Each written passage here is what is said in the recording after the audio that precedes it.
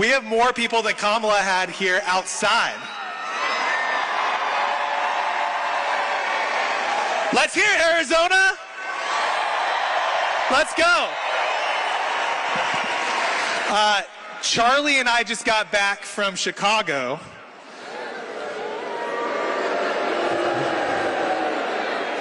We're going to get the energy level up here. Chicago at the DNC. And they were collecting vasectomies outside. Our team at Turning Point Action's outside collecting voter registrations.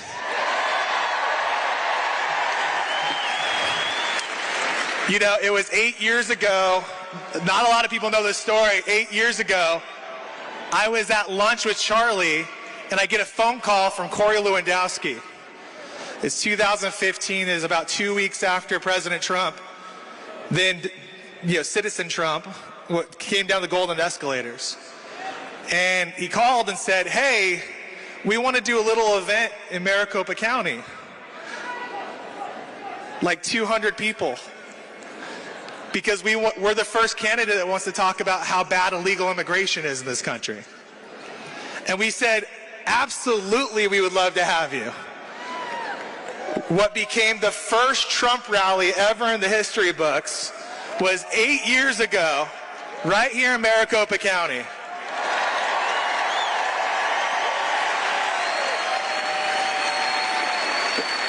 So it's only fitting that we show the Democrats how it's done in Glendale, back in Maricopa County. You know, we have a fight on our hands like no other. Turning Point Action is out in the field right now chasing ballots, identifying voters, registering voters, and ensuring that our country is in a good spot. I need you all to do one thing while you're here. Just one thing. Do not leave here without one voter registration form. Do not leave here without one voter registration form. We've already collected hundreds of our registrants today.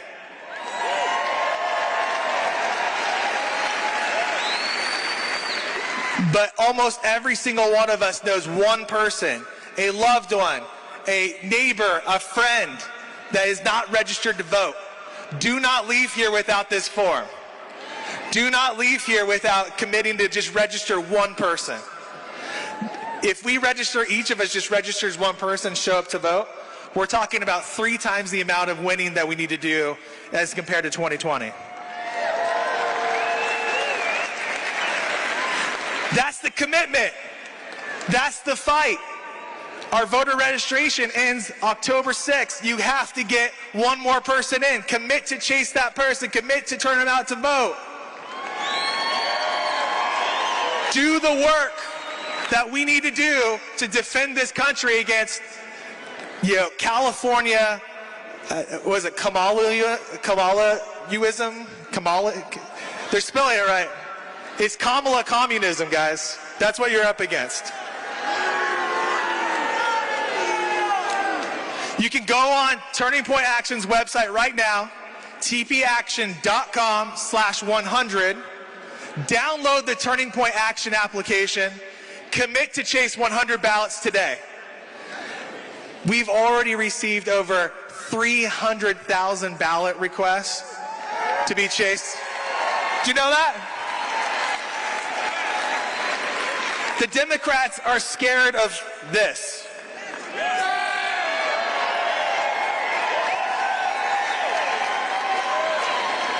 But what they're really scared of is you turning out your neighbors, the man in your life, the mom in your life.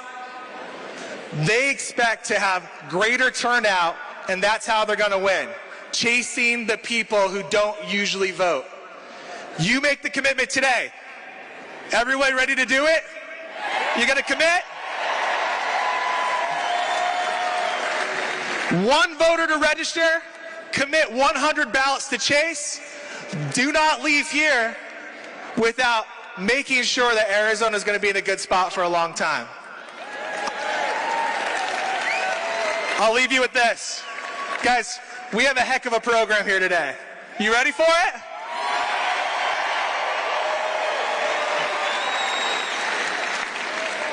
We're going to be pleased to be led in prayer in a national anthem, and then our program is going to ensue. Give it up, guys. Let's get the energy going. Let's go, Arizona.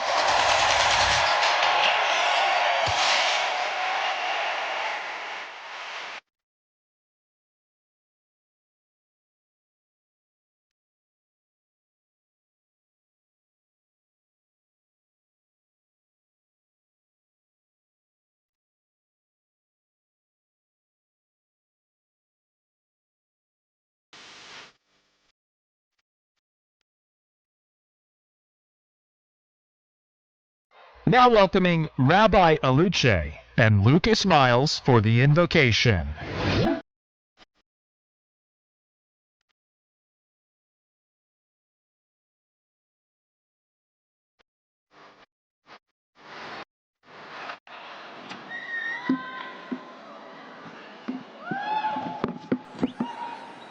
Friends, please rise and join us in reflection.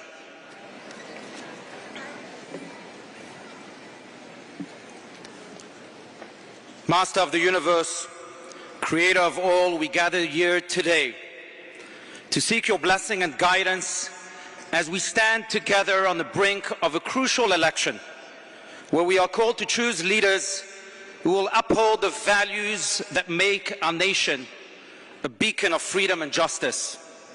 Thus bless us, O Lord, and all citizens casting this vote with wisdom to make the right choice, a choice fueled by an unwavering commitment to truth, integrity, and the common good. At the same time, may we never forget that we can disagree without ever becoming disagreeable, that we can battle ideas without ever battling people.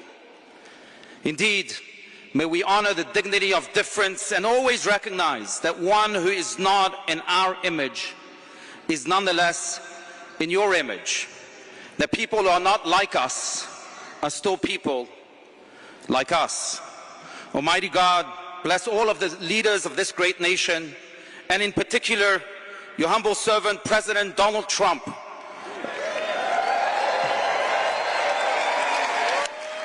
A true champion of faith, family, and freedom, with King David's vision and unwavering courage, and with King Solomon's wisdom and understanding heart, so that he can continue to lead this nation for many years to come, with ears to hear, eyes to see, a heart to feel, and hands to help and bring honor to your name and your blessing to humankind. Fortify him and us all, so that we may turn crisis into opportunity, bad into good, despair into hope, darkness into light. God, we also pray for the immediate and safe release of all of the hostages held in Gaza.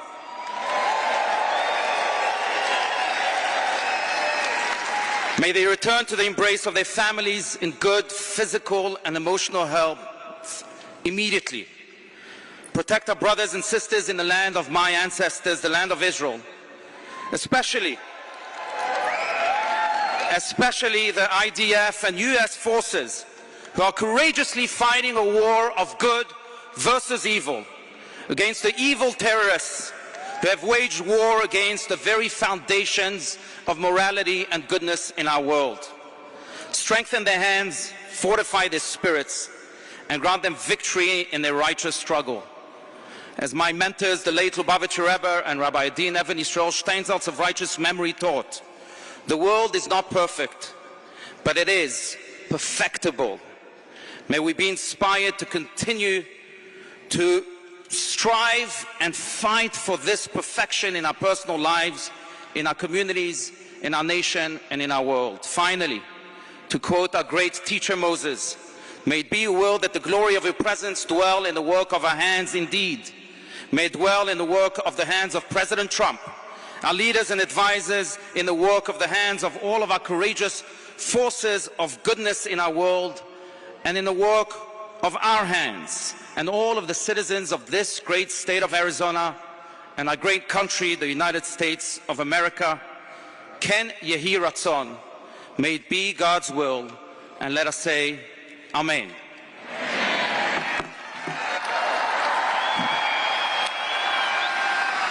Lord, we praise you for your holiness, for your creation, and for loving us unconditionally.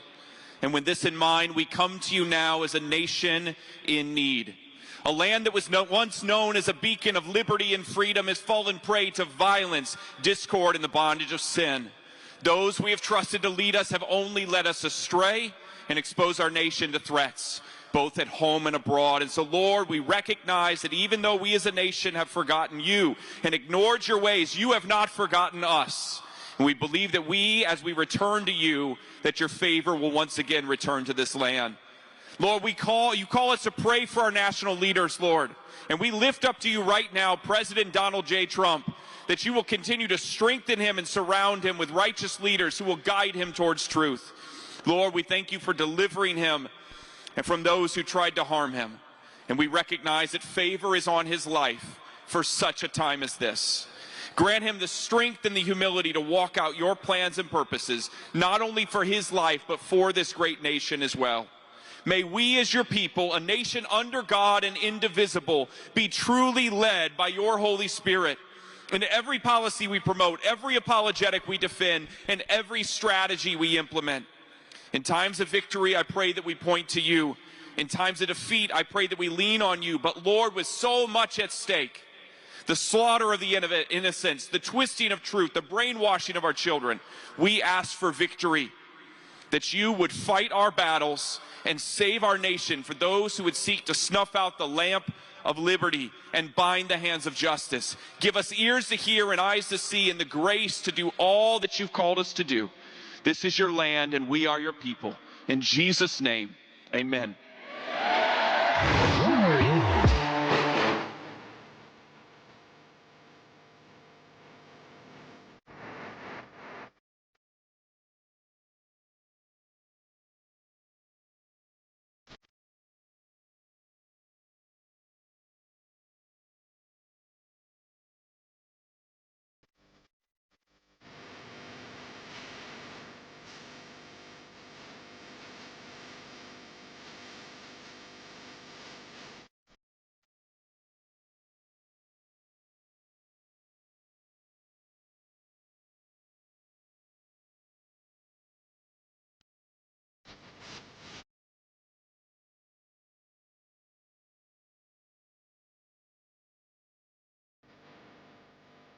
Ladies and gentlemen, please rise for our national anthem.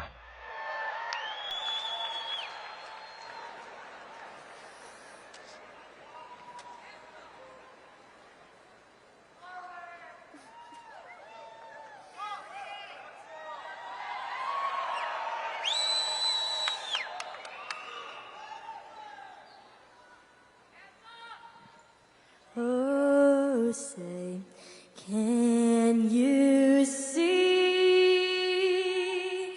by the dawn's early light what so proudly we hailed at the twilight's last gleaming, whose broad stripes and bright stars through the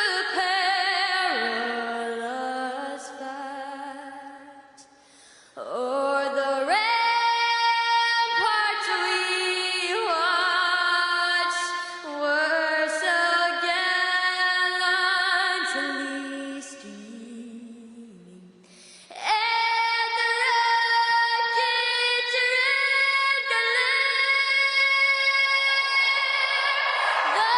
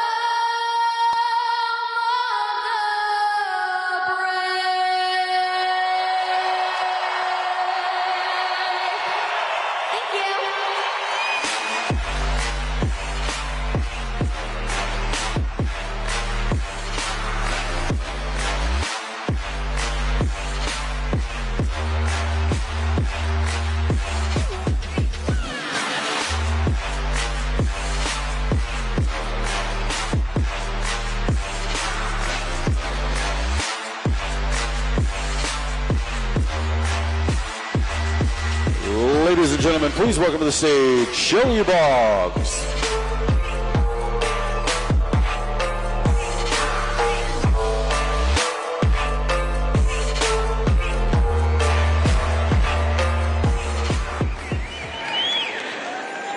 I have to follow that. She's 13 years old, you guys. Incredible. Well, good afternoon, Arizona. It's an honor to stand before you today alongside some of the most dedicated, hardworking, and patriotic Americans. Thank you, Turning Point Action, for including me today. And thank you for making a difference in our primary election with your successful ballot-chasing efforts. It's truly an honor to warm up the stage for the next president of the greatest country in the world, Donald J. Trump.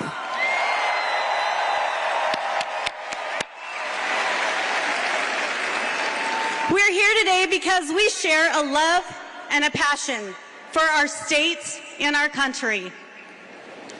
As a mom, teacher, public servant, and a Mimi to 7 beautiful grandbabies, I have been disheartened by how parents have been disrespected and ignored, how teachers, our real teachers, are not being supported in the classroom. And I'm sick and tired of seeing our tax dollars being used to fund the destruction of our children's education and the future of our country. Schools are our battleground, so I decided to do something about it. I'm Shelley Boggs, and I'm running to be your next Maricopa County School Superintendent.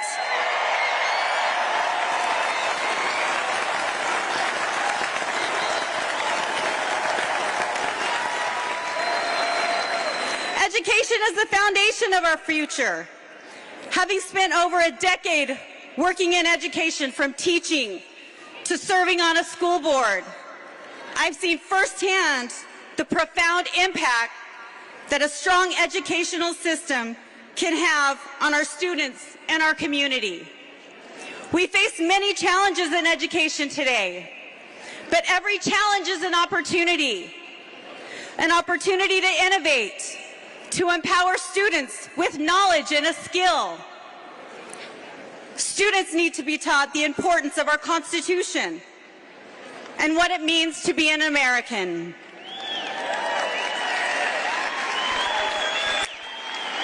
Now more than ever, we must protect and strengthen our schools. We need to ensure that every student has access to the best education possible. Education is not one size fits all. Students have a right to a real education that is focused on academics, not political ideology.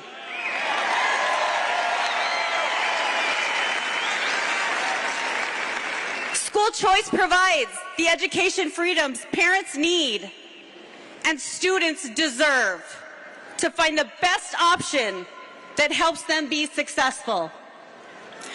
When children are taught to stand, why we stand for the national anthem, they will only kneel for God, for God.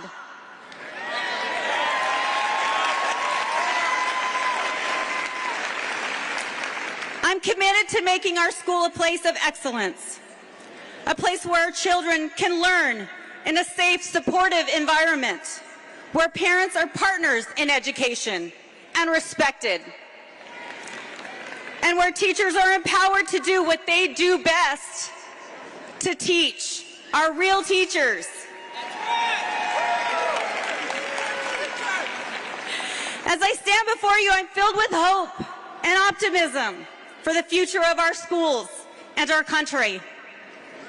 With your help, electing me and every school board member who aligns with wanting what is best for all kids, ensuring our girls are safe in bathrooms and locker rooms. Thank you, Riley Gaines.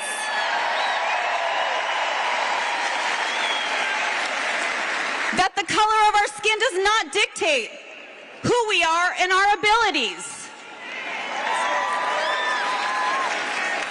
That parents have the right to know what's being taught to their children. And that the Parents' Bill of Rights will be followed. We can create a new and improved America-loving culture and prepare our children to be the strong leaders for tomorrow. I am Shelley Boggs, and I am asking for your vote to be your next Maricopa County School Superintendent.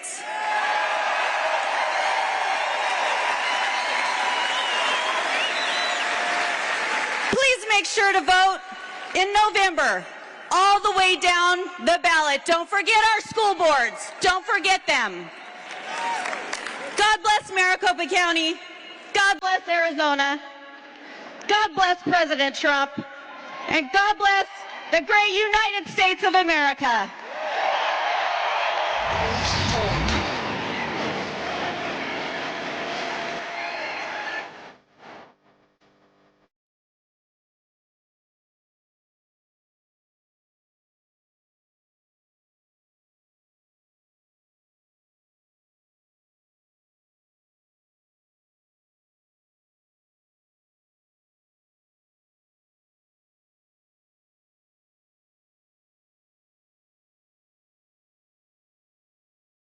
Ladies and gentlemen, please welcome to the stage Congressman Eli Crane.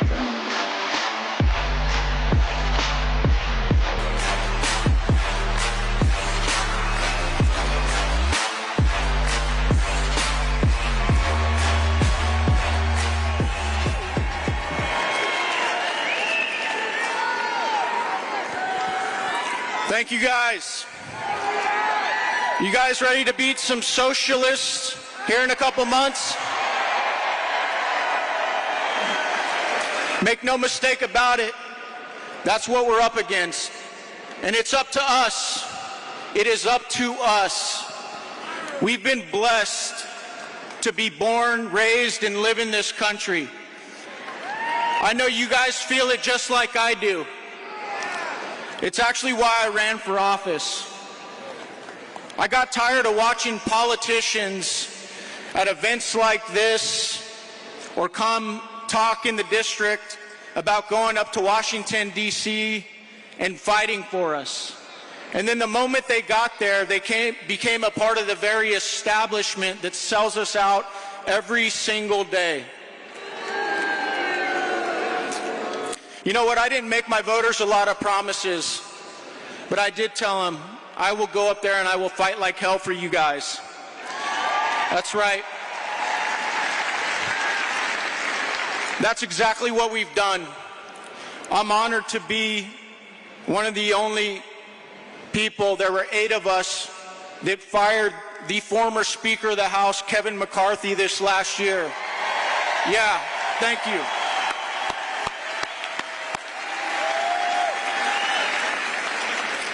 And you know, I did that not because I don't like Kevin or like I had some personal animosity. I did that because I knew after watching enough that he would not represent you, he would not represent us. And I said, that's it, you're fired. You're fired. Well, as you can imagine, the swamp didn't like that very much. And so they put a hit job on all 8 of us, and I'm proud to report that my district just appointed me in the primary. I won that election 81-19.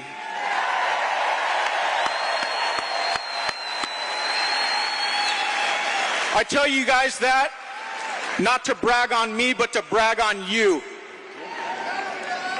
What I found is that if you actually go up to Washington, D.C. and you do what you told your voters you're going to do, if you get their back up there, they will get your back down here. You guys sent a message all throughout the country to candidates behind me coming up. I hope we're getting reinforcements up there because, God, we sure need them.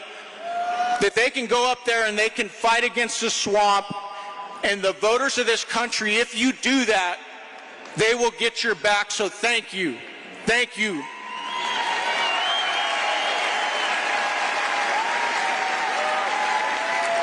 I see a lot of hard, patriotic men and women in this arena today.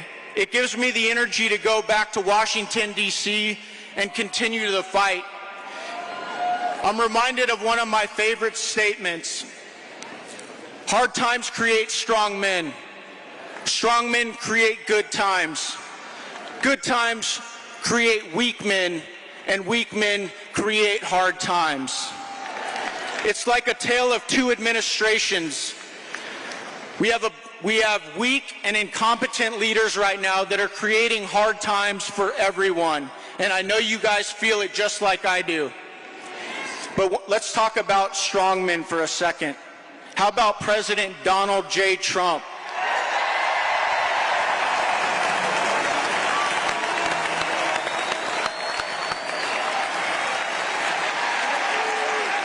You know, I did 3 combat tours, and I saw a lot of brave and amazing things overseas.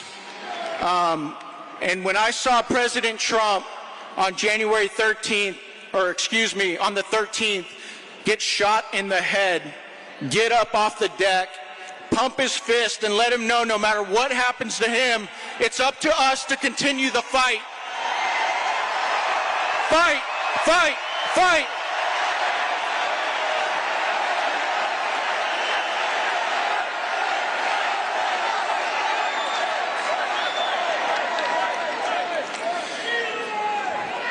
Thank you, brother, Sonny. But I want to tell you guys something, and this is the most important thing I'm going to say in the few minutes I have left.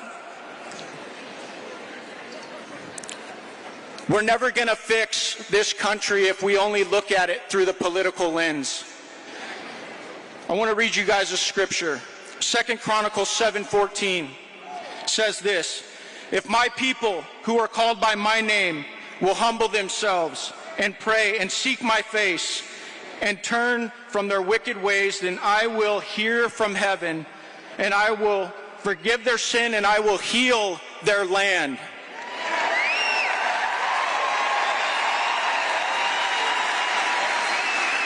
It's just as much true today as it was when it was written thousands of years ago.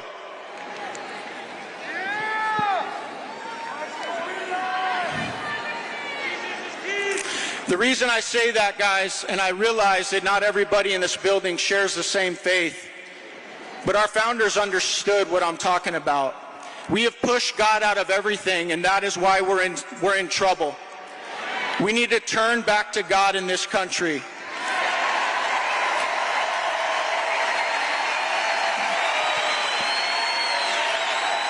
And it's funny because as I say that, we got a bunch of reporters back here, and I know they're just thinking, oh my God, another white Christian nationalist, right? That's right. I think I just saw one of them back there run for a safe room. It's okay, it's okay. We're just talking about God. You're all right, you're all right. Guys, this is up to us. This is our election to lose. This is our country to lose. How many of you guys are going to help Turning Point Action chase ballots?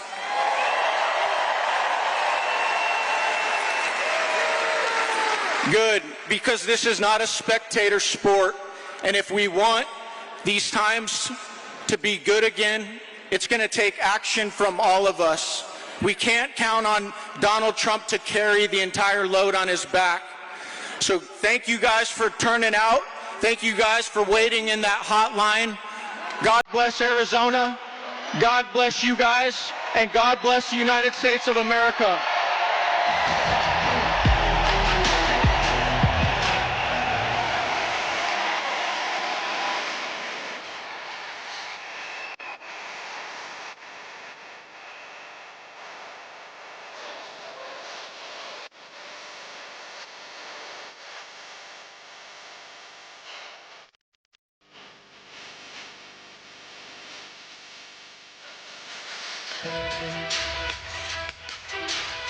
Ladies and gentlemen, please welcome to the stage Congressman Gosar.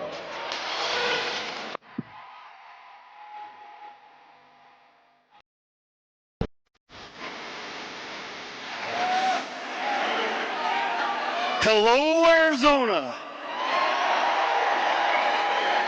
It is so good to be with you today. Ladies and gentlemen, in 2.5 months, we're going to take back this country because we're going to elect Donald J. Trump the next President of the United States.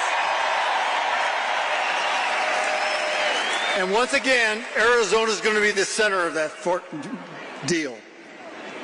We're not going to ever, America's never going to turn to a San Francisco liberal. Never going to happen. With Donald Trump as our next president, we're also going to win back the Senate majority.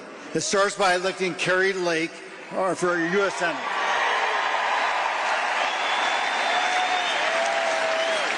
Speaking of Kari Lake, everybody join me. It's her birthday today, so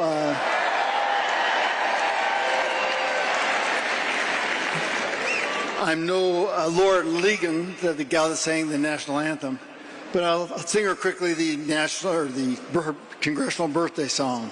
Here goes. This is your birthday song. It doesn't last too long. Hey.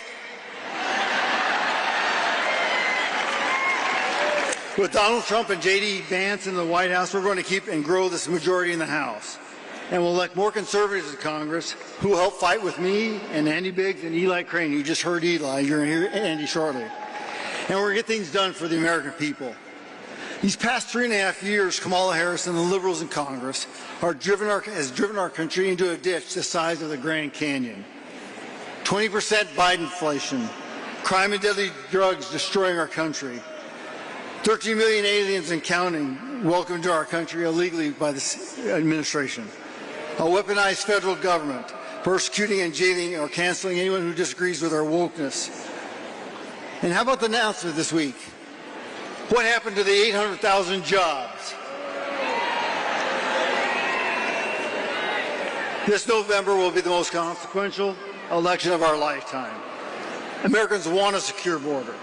No one knows that more than Arizona. We want the prices of everyday goods to be affordable. We want the deadly fentanyl off our streets. We want our communities safe. We want peace throughout the world. We want affordable mortgages. And we want jobs in America for Americans.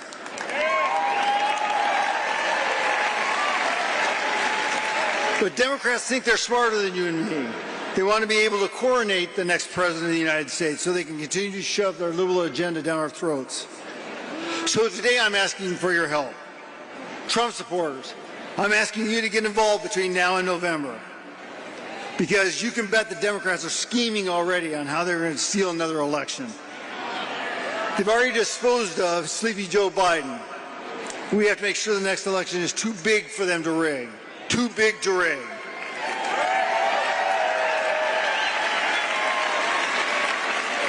I need you to put a sign out in your front yard. Chase ballots. Work the ground game. Volunteer for President Trump's campaign. Make calls. Ring doorbells. And most importantly, I need you to vote. And please ask your neighbors to vote, I guess, unless they're Democrats. You know, our framers wanted to have a well-educated electorate. I hope you don't look back at this election and say, I wish I woulda, coulda. We never want to see that.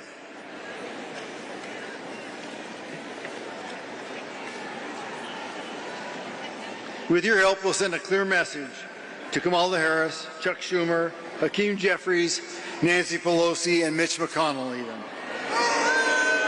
We got to make it, you betcha, we got to make it clear that we're sick and tired of their progressive, green new scam, woke policies that are ruining this country. And we can send Donald Trump and J.D. Vance to 1600 Pennsylvania Avenue to work with the Republicans in Congress and this great country to get it back. Thank you so very much for your support. Get involved. It's what we got to do. God bless you. God bless President Trump. God bless J.D. Vance. God bless Arizona. And God bless the United States of America. God bless you.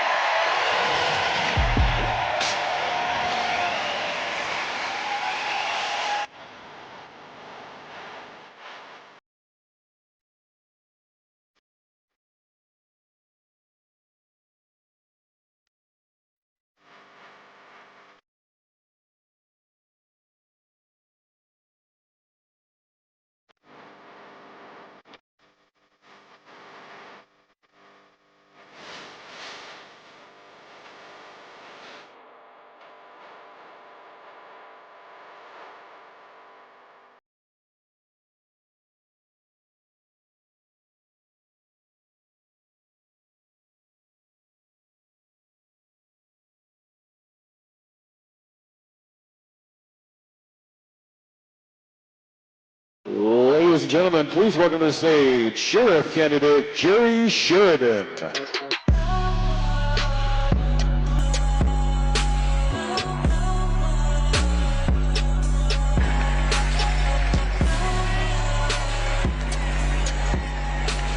Well, hello, Glendale. Hello, I'm Jerry Sheridan, your Republican nominee for Maricopa County Sheriff.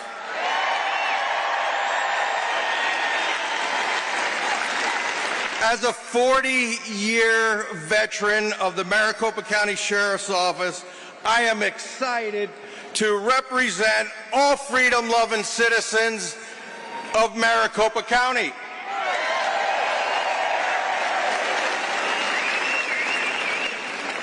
I've been with my wife 36 years. She's over there videoing this, so I better mention her.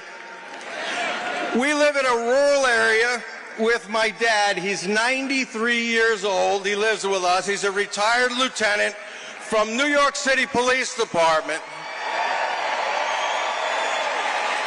He has been my hero and my mentor all my life. And he has given me a love for public service. We live there with our 3 Airedale Terriers, our 2 horses, and we also have 2 daughters and 2 grandkids. But I mention those animals because it's very important to me, because they're my family. And I will make people that abuse animals or neglect animals a priority and put their asses in jail.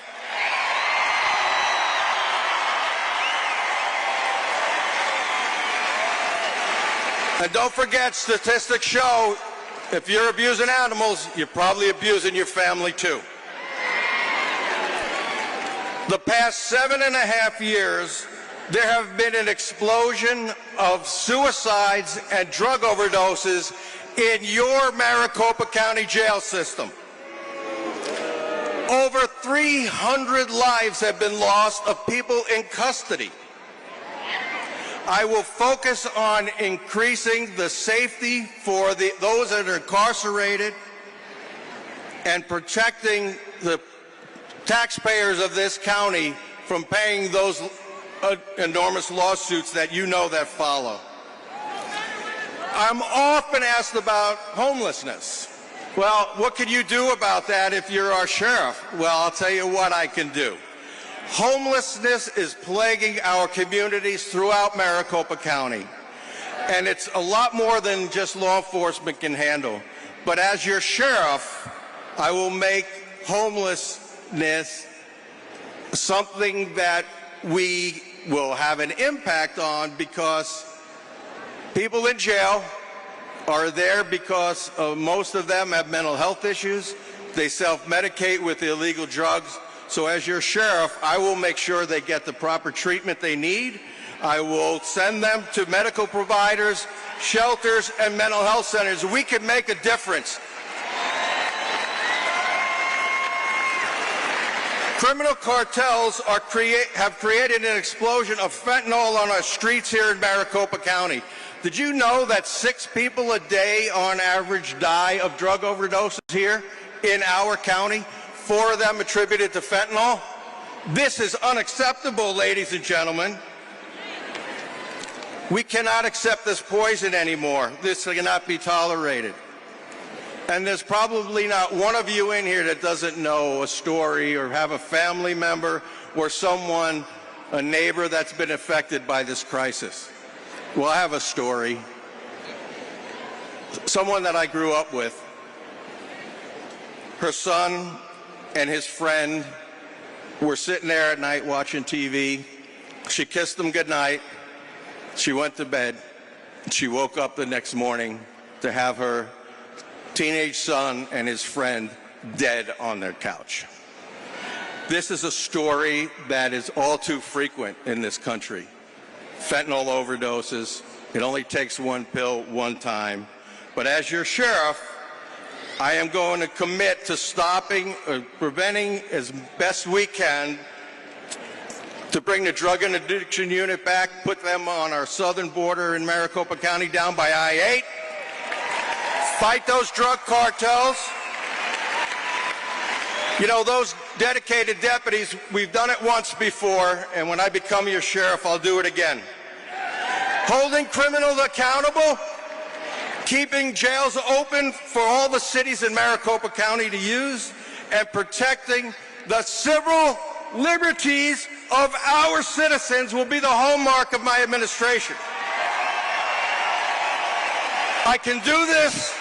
I have done this in my 40 years with the Maricopa County Sheriff's Office, and I'm asking for your help. I'm asking you for support and your vote. I want to thank Turning Point because this is where this comes in. Turning Point action is helping all of us, all the candidates you'll see today, get us elected here in Maricopa County and in Arizona by chasing those ballots. It's so critical that we all vote. There should never be a ballot left on somebody's kitchen table. Well, Republican ballots. They can leave the Democrat ones there. So, may God bless all of you. May God bless the United States of America. And may God bless our next president, Donald J. Trump. Thank you very much.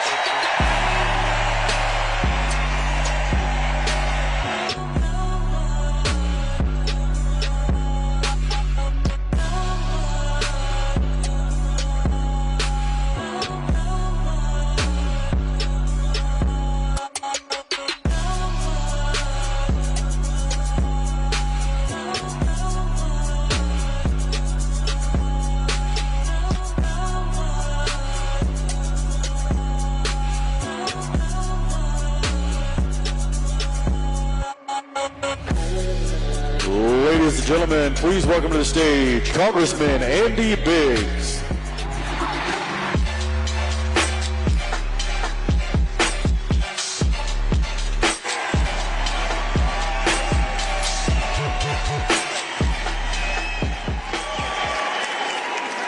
The most beautiful state in the country, Arizona.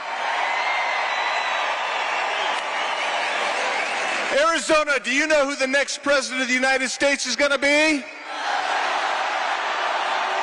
Are you ready for Donald Trump to be back in the White House? I got to tell you, were you better off under Donald Trump than you are now? Are you sick and tired of the open border policy? Do you want to return the Trump successful border security policy? Do you want those policies back that gave the U.S. the control of the border and not the cartel? Are you angry that this administration has let between 12 and 20 million illegal aliens into this country? Are you sick and tired of hearing about our people, Americans, dying because of the fentanyl that Biden is letting cross the border? Are you sick of the high prices that we're paying for food and gas?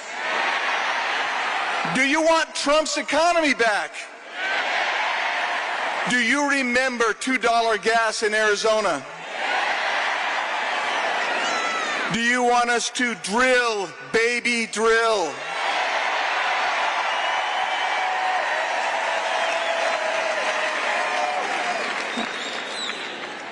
Were you better off under Donald J. Trump?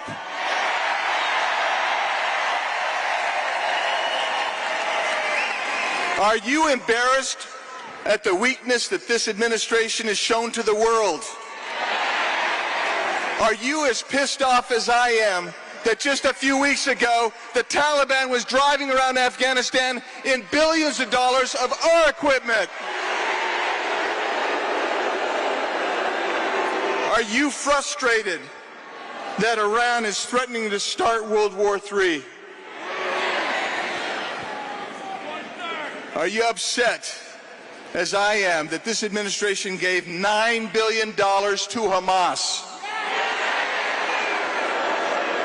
Do you remember that when President Trump was the president, there was no new war started? Do you want to return to President Trump's policy of peace through strength? Have you seen our own government weaponized against our American people? Does that tick you off? Well, do you think we need to stop building a new Taj Mahal bigger than the Pentagon FBI headquarters? Well, how about pulling the plug on the woke DEI programs in the United States military?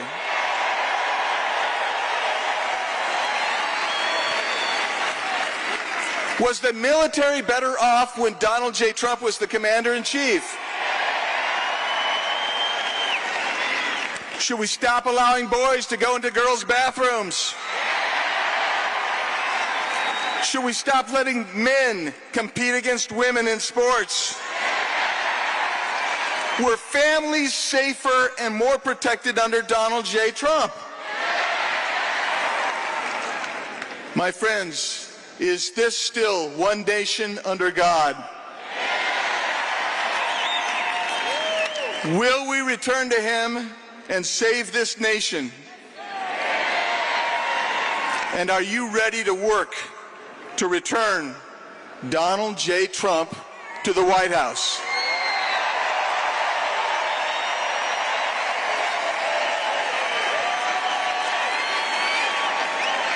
Do you want your congressional delegation to keep fighting in Washington, D.C.? Do you want us to raise our fist like Donald Trump did and say, fight, fight, fight, fight?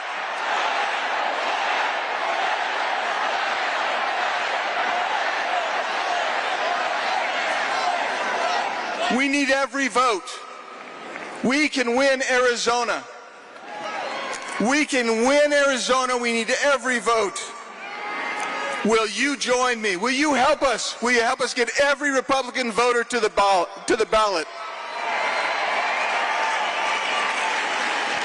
Will you join me and our friends at Turning Point Action, their grassroots ballot-chasing effort to get people to the ballot box? Will you do that? Will you help us chase the ballot? That seems soft to me. We need to chase that ballot.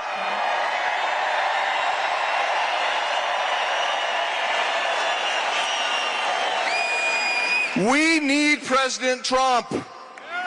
We need Carrie Lake in the Senate. We need in Congress, we need Eli and Paul and David and Abe and Juan. And I'll be pleased to go back if I'm asked to. I'm going to go back, and I'm going to keep fighting for this state and for this country. We need every county supervisor to be a Republican. We need every school board member to be a Republican. We have a great candidate to replace. I'm trying to filter here. We're replacing the county recorder here in Maricopa County, Justin Heap. We need the Corporation Commission to be Republican hands. And can we work together, you and me, to elect Republicans up and down the ticket, from Donald Trump to every office in the state? And are we going to turn Arizona ruby red, deep red, unmistakable, send a message home?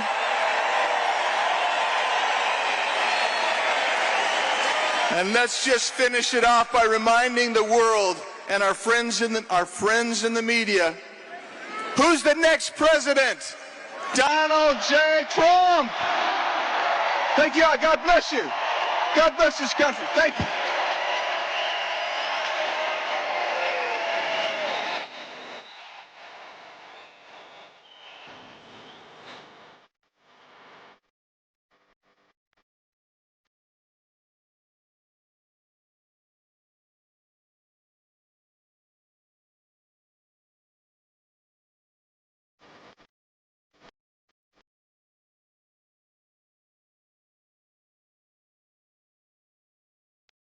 Ladies and gentlemen, please welcome to the stage County Recorder candidate Justin Heap.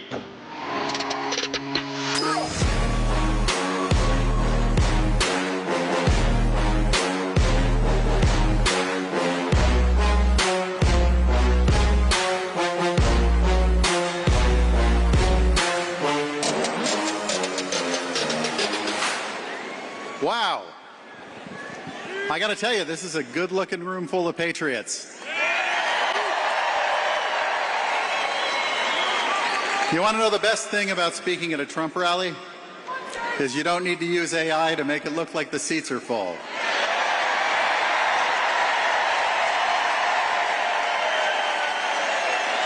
So before I start, I have one question I need to ask you. Who is ready to see our 45th and 47th President, Donald J. Trump?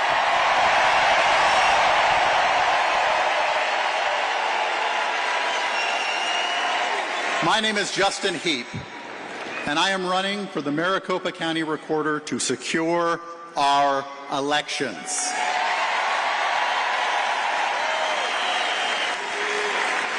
I am honored and humbled that just a few short weeks ago, hundreds of thousands of hard-working Maricopa County voters from Wickenburg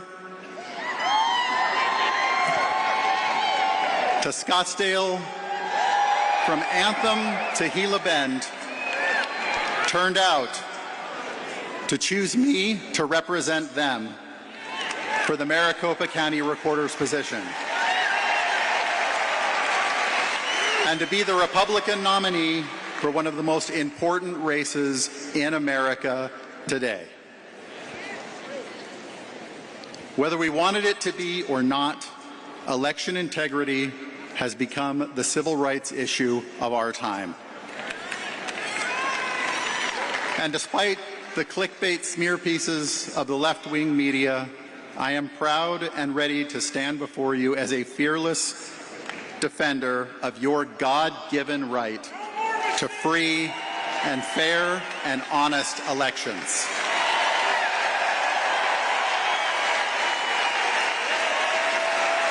You see, I am an America First conservative. That means that I will always put the people of this great nation first. When I take my oath of office, I will always make sure that every lawful, law-abiding citizen is put first, and that the citizens of the great state of Arizona will always come first.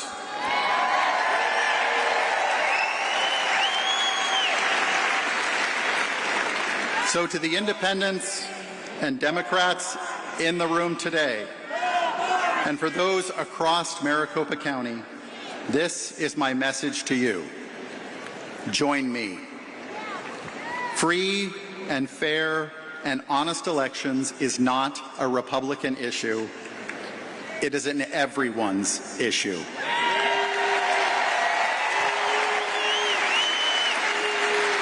I'm old enough to remember when it was Democrats that were raising the alarm bells about the insecurities in America's election system. Democrats like former President Jimmy Carter, who sounded the alarm about the systematic insecurities of universal absentee voting. Democratic senators like Senator Elizabeth Warren, Amy Klobuchar, and yes, even then Senator Kamala Harris, who while serving as the most extreme left member of the Arizona Senate, still discuss the inherent vulnerabilities of our use of voting machines. If she were here today, I imagine that she would say that she would like to see our elections for what they can be, unburdened by what has been. So to the independents and Democrats listening and here in the room today and listening all across Maricopa County, don't listen to the innuendos, the half-truths, and the whole lies which will inevitably be spun about me by a Democrat-controlled media and by high-priced, out-of-state political consultants. Hear me right now. I want to make our elections run effectively and efficiently and securely. Nothing more, nothing less.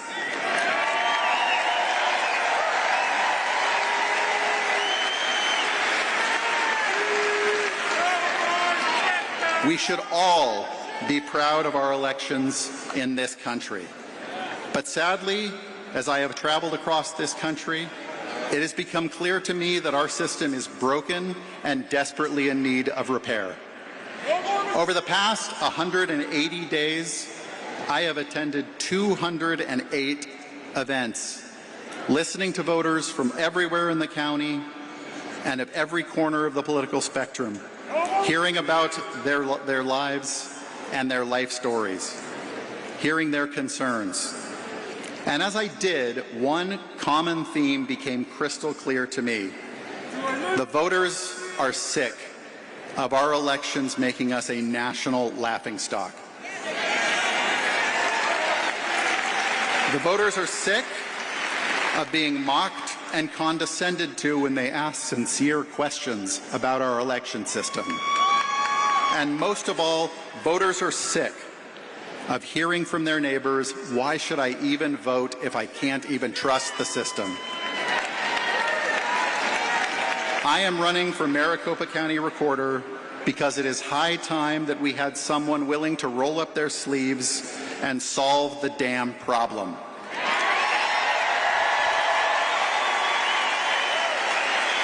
Let me be clear.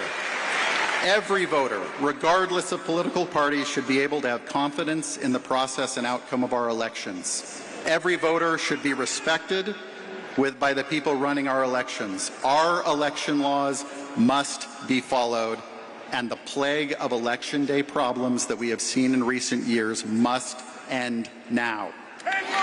And for heaven's sake, we need our election results by election night.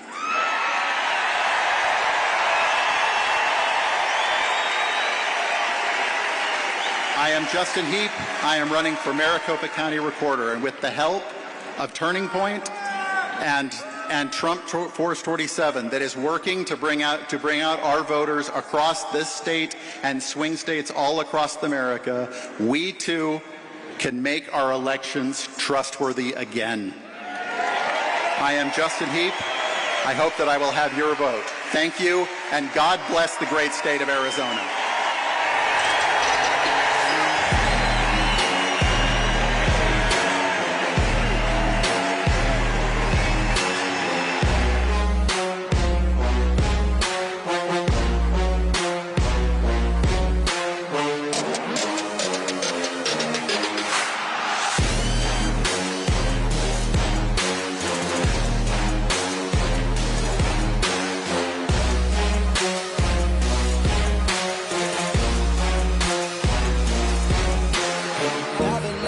Ladies and gentlemen, please welcome to the stage, Hamadeh.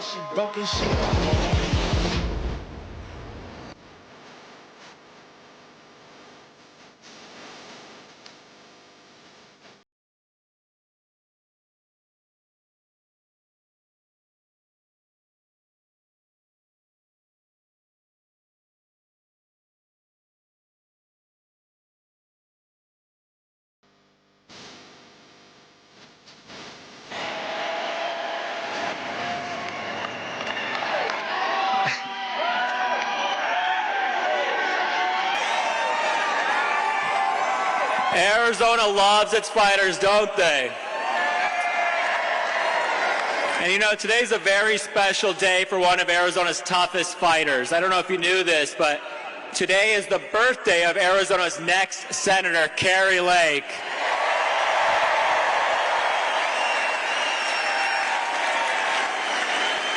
Believe me, she's the most courageous and loyal woman I know, and we are going to get her elected. I'm Abe Hamadeh. I'm a former prosecutor, and I'm a former captain and intelligence officer in the United States Army Reserve.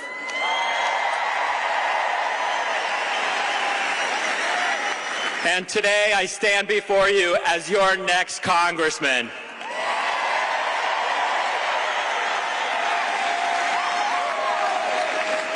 And I know our country is worth fighting for, and that's exactly why we're all here today. What we've witnessed over the past 4 years is an unprecedented attack on the American people and the very foundations of our country's principles. The radical left has infiltrated every aspect of our lives. And it's not just the government we're fighting. It's the entrenched political class who have enriched themselves at the expense of the American people. It's the corporations who want to shove their woke agenda down our throats. It's the propagandists in the media. You see them back there?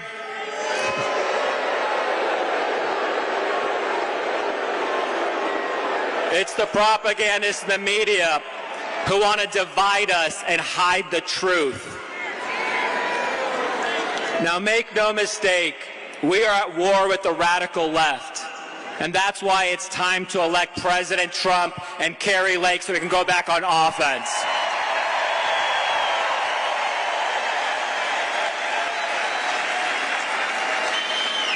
Our southern border is a war zone, and it's wide open.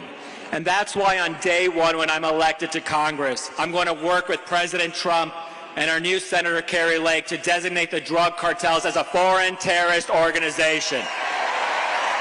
We have to. They are destroying our communities with the plague of fentanyl coming in from the communist Chinese. They are bringing in millions of illegals across our border, and they are even funneling in terrorists. If there is one war we should be fighting, it's to defend our homeland against these barbarians.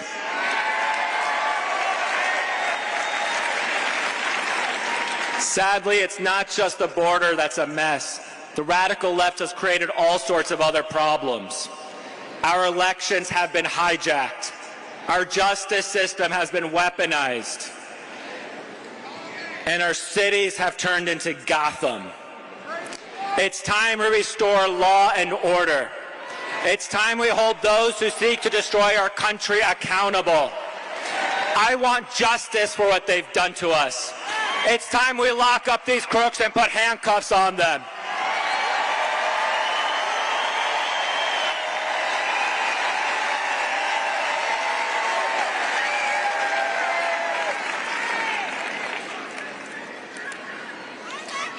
Now, the media loves to lie about us, don't they?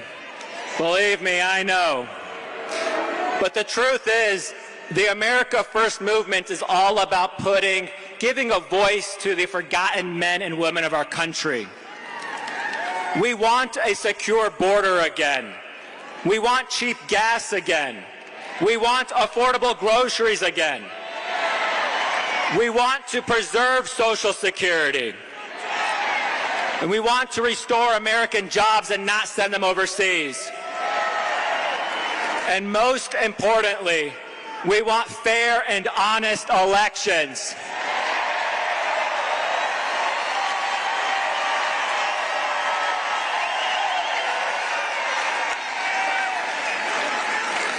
And there's only been one man to take on this fight before. Only one man that has risked everything to stand up for the American people and say that America is no longer for sale. And that man is President Donald J. Trump.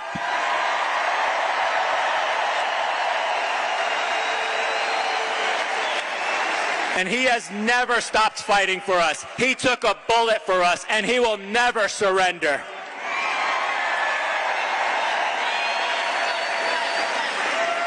They lie about him, they try to bankrupt him, they've tried to jail him, and they've even tried to kill him.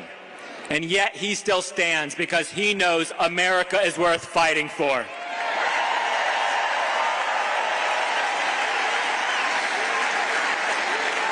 You know it, and I know it. We could feel it in our gut that what happens this election will determine our country's future for the next century. In Arizona, we are in the 11th hour. and they will try to stop at nothing to keep President Trump out of that Oval Office. But they can't stop this America First movement. Arizona, you know me as the happy warrior, but I'm also a pissed patriot too. I say I'm a happy warrior because the best warriors fight for what they love. And I love my country. And I will always fight for the America we remember. Now, every day I think about what they've done to so many of our friends like Steve Bannon, like Rudy Giuliani, like Peter Navarro, and so many others.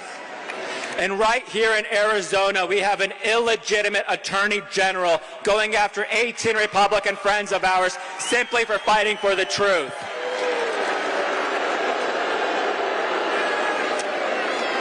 Their hubris and lawlessness has no limits. And just for being here at this rally today, all of you have become a threat and therefore a target. And I don't say this to make you feel like victims. I say this to empower you. You are a threat. You are a threat to their corruption. You are a threat to their power. And you are more powerful than you can ever even imagine.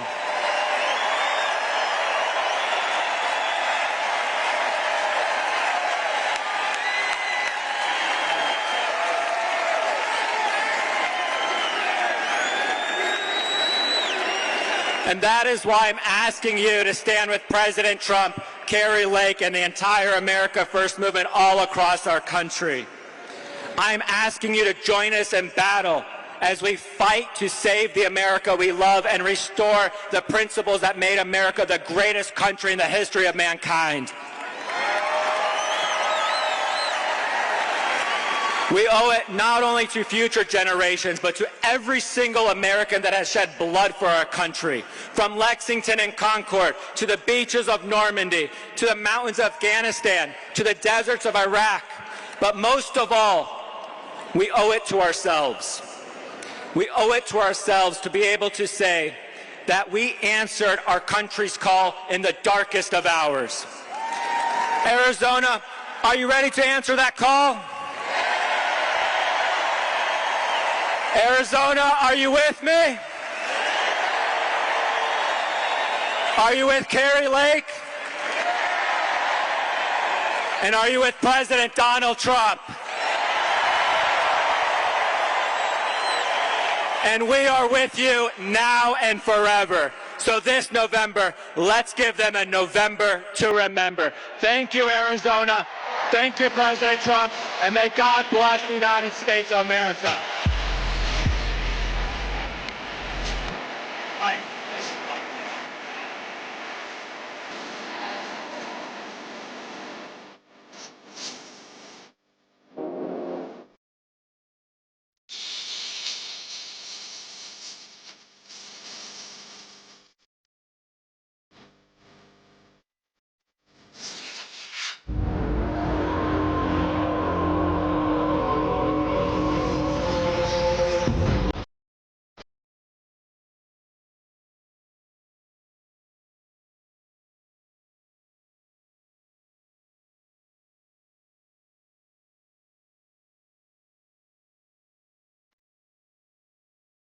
Ladies and gentlemen, please welcome to the stage, Charlie Kirk.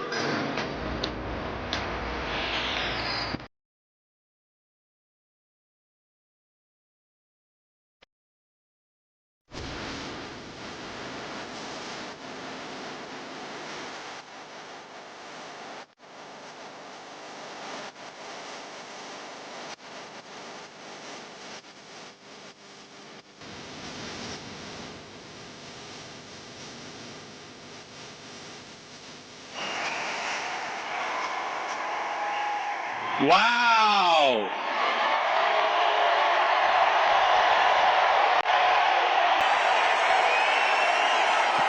You know, someone who wants to be president had an event here.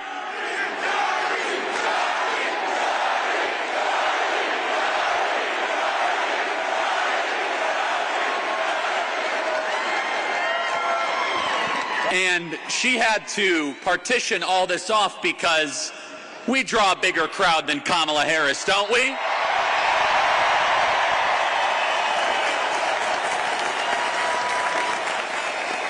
It feels so good to be around all of you. I was in Chicago this last week, so you didn't have to go there. We already defeated one presidential candidate, so we might as well now defeat another one.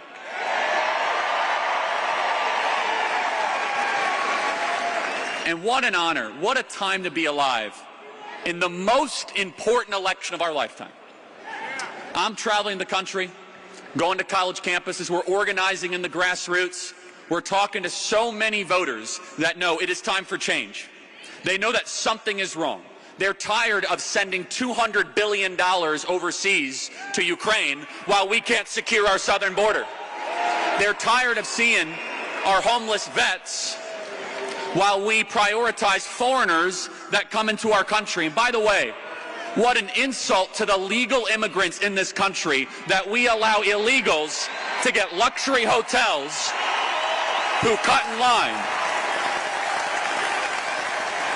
They know that something is wrong. And many of you waited hours and hours in line. By the way, who here was waiting in line overnight? We saw that. It was unbelievable. You're right up here, 24 hours in line. Because you know you are part of something bigger than yourself. You know that you are part of the most exciting, diverse, powerful movement in the history of this country. And this movement is not about Republican or Democrat. This movement is not about conservative or liberal. And I think you're going to see that on display in a little bit, just maybe. This movement is about the citizens versus the oligarchs. This movement is about we the people versus the ruling class. This movement is about America versus the globalists. This movement is about all of us against them.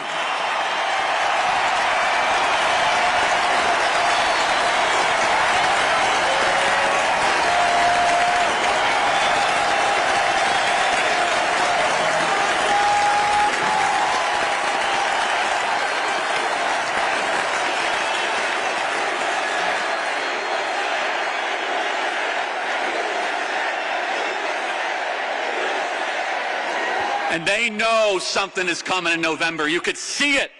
They're terrified because they've lost control. They've lost control of the narrative. Today, we saw the next chapter being written. You understand you're living through history being here today. You see, Kamala Harris, Barack Obama, and the Democrats, they say, vote for us. We won't improve your life, but keep on giving us power. Because we're going to lie relentlessly. We will raid your home and put you in prison if you disagree. Their idea of democracy is installing a candidate that no one has voted for. And the old Democrat Party is dead. How many former Democrats do we have here tonight? Raise your hand. God bless you, God bless you, God bless you, God bless you. You are all welcome in this movement. You are all welcome in this movement. Because the new Democrat Party is not about what they used to stand for. The new Democrat Party is about power. The new Democrat Party does not love the country the way that all of you do. And how amazing was it today to see Bobby Kennedy Jr. endorse Donald Trump for the presidency of the United States.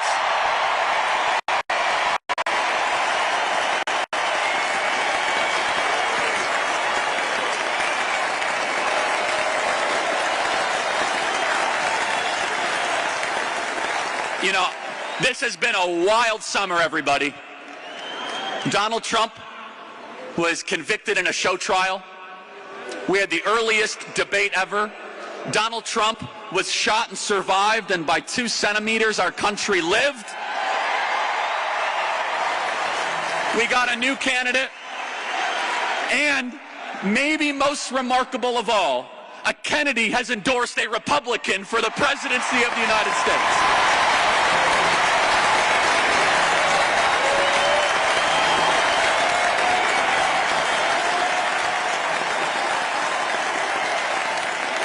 And you better believe they're scared. All the media, they're scared because they're supposed to have a monopolistic control. You saw the DNC, watch us and obey. Watch us and obey. We're a movement of free thinkers. We don't agree on everything. We have differences of opinions. That's why our movement is going to win. In the Democrat Party, they say disagreement is not allowed.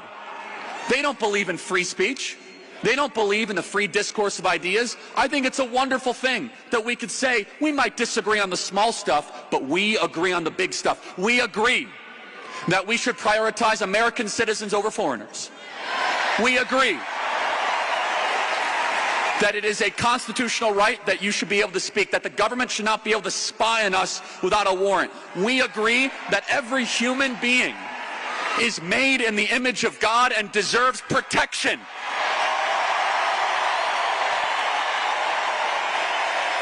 We agree in your right to bear arms. We agree that the Founding Fathers were divinely inspired when they wrote the United States Constitution. The small stuff we can disagree on, but the differences are dramatic, and that is why we need to extend an olive branch to the Democrats in your life, the Democrats that still have a little bit of a free thinking. Now, I'm not talking about the Democrats that got the 9th booster shot and wore a mask while they showered. I'm not talking about those Democrats. I just spent a couple days with those Democrats in Chicago. They were bragging about how many booster shots they got while they were waiting in line. I'm not exaggerating. I'm talking about the Democrat right now that is working as an Uber driver. I'm talking about the registered Democrat that is working with their hands to serve you food, and they cannot afford groceries. And maybe the only interaction that they will have with our movement is when you say, "How you doing?" "Man, I can barely get by. I could barely get by." And you should say, "You know what? If you vote for Donald Trump, you're actually not going to be taxed on your tips."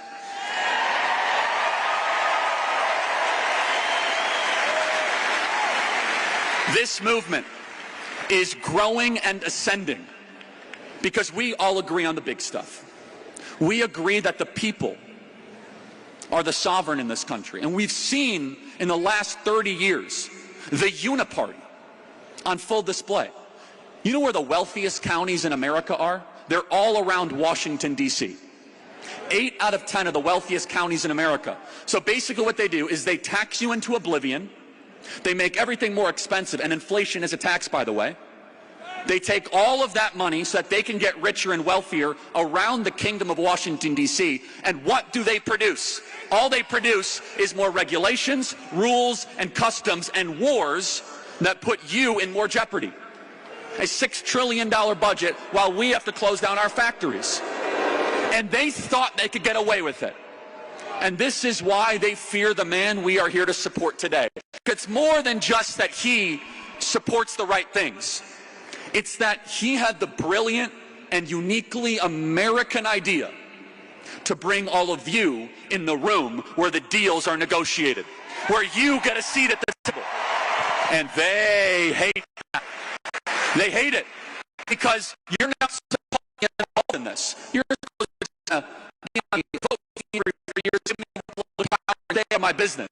You're not supposed to go where. You're not supposed to care that our communities are being overrun by people who were never invited here, that newcomers are winning our social safety net. And what has happened is we are seeing an explosion in citizen participation. And this rally, you look at this, is incredible. Only starting point. But what they will really fear, the Democrats are going to be terrified. They're going to be terrified that every single person here makes a pledge and says, "I'm going to go find 100 new voters, and I'm going to go make sure they vote." We have nearly 16,000 people and thousands of people outside. We'll get the final count. If everyone here just found 10 new voters, that would be 160,000 new voters here in the state of Arizona, nearly 16 times what the ballot shortage was in 2020. You want to make it too big to rig? Let me tell you the open secret of this event. This room can deliver the state of Arizona for Donald J. Trump. This room. All of us together. This room.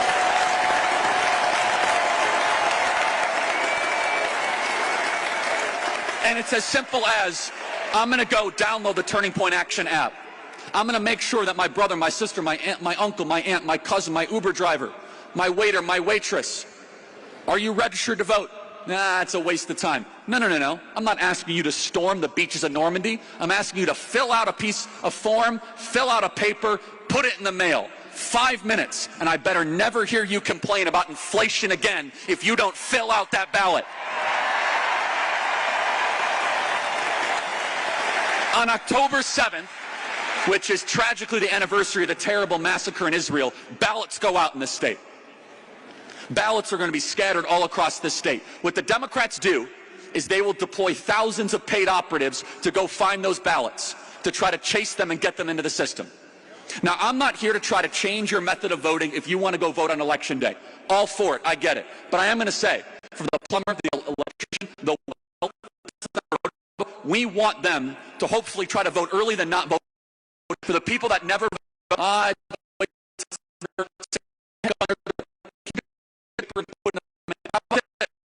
if he said everything work perfectly,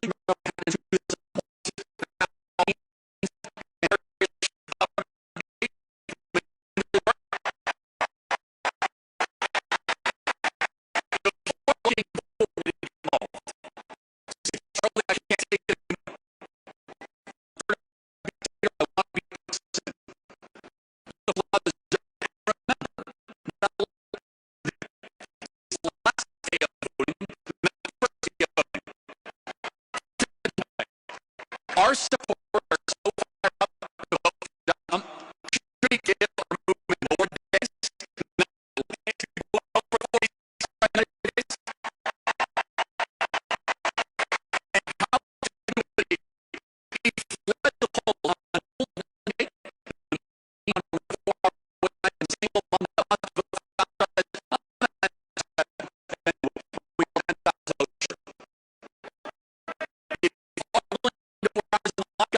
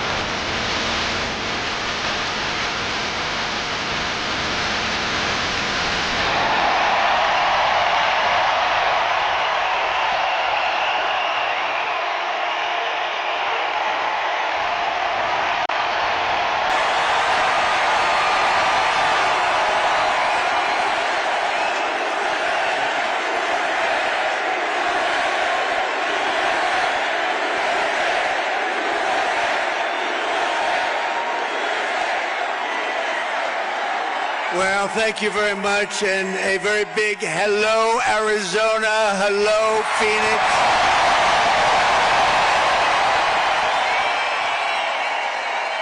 I'm thrilled to be back in this incredible state with thousands of proud, hardworking American patriots. That's what you are. You built our country. 74 days from now, can you imagine? 74 days, then we gently move into that beautiful White House and we take over our country and we make it great again. We're going to win Arizona. We're going to defeat Comrade Kamala Harris.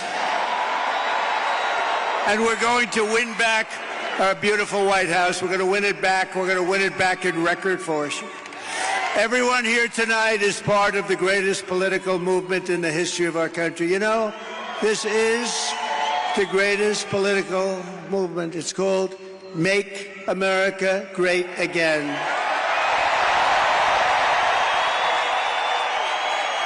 And it's right now bigger and better and stronger than it ever was before. You know, we won in 2016, and we did much better in 2020. A lot of people don't understand that, but we understand it. Millions and millions more votes. But those two are nothing like the spirit that we have now. It's amazing, and that's because we've seen how bad government can be. That's why it's combinations of a lot of things, but the job they've done in destroying our country is unbelievable, and people have seen it. And because of that, there's never been anything like this. Right, Carrie? Right? Our movement is not about Democrat versus Republican. It's about patriotism and common sense. We have a common sense. We're the party of common sense. You say what you want. Nice to say conservative, but really, we're the party of common sense. We want fair elections, free elections. We want strong borders. We want a great military. We want home and low interest rates or low taxes and no regulations. That's why we're welcoming support from millions and millions of disaffected Democrats, and they are a little different than it was. You know, we had somebody, I was up 18 points, and they said, Joe, you can't win. You're getting out of the race. No, I want to go and give it a shot. No, Joe, you're getting out of the race, Joe. And if you don't do it the nice way, we'll do it the tough way, Joe. And he said, okay, and now I have a new opponent. This never happened before. We spent $100 million and a lot of time on defeating him. And as soon as he was gonzo, it all started with the debate. The debate. All that time, all that effort. A friend of mine said, you did a terrible job in the debate. I said, why do you say that? Everybody said I was brilliant. They said, no, you got him out of the race with that debate. It's all right. We have to do what we have to do, right? We have to do what we have to do. And now we have somebody that, in theory, should be easier to beat. In theory, because she's a radical left Marxist, and everybody knows it. But we're welcoming the support from millions of disaffected Democrats, independents, moderates, old-fashioned liberals who still believe in things like, little things like borders. I was there yesterday. That's a scary place. Sir, it's about time that you get out of the sun, sir. We're going to have to get you out of here, sir. Let's get the hell out of here. She was the border czar. She presided over the worst border in history, not American history, world history. Democracy, liberty, and of course, always the right of free speech. We don't really have free speech right now. The press, look at all of them. Look at all of them. Look at that. Wow. Man. That's a lot of press. That's a lot of fake news. That's a hell of a lot of fake news.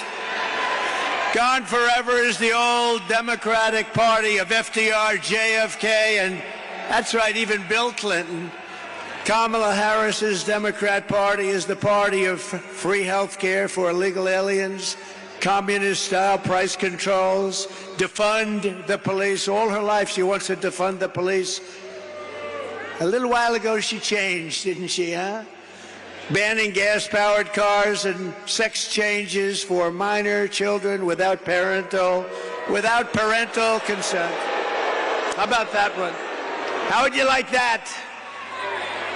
Without parental consent. Can you imagine your kid comes home without parental consent? What happened to my baby? What happened?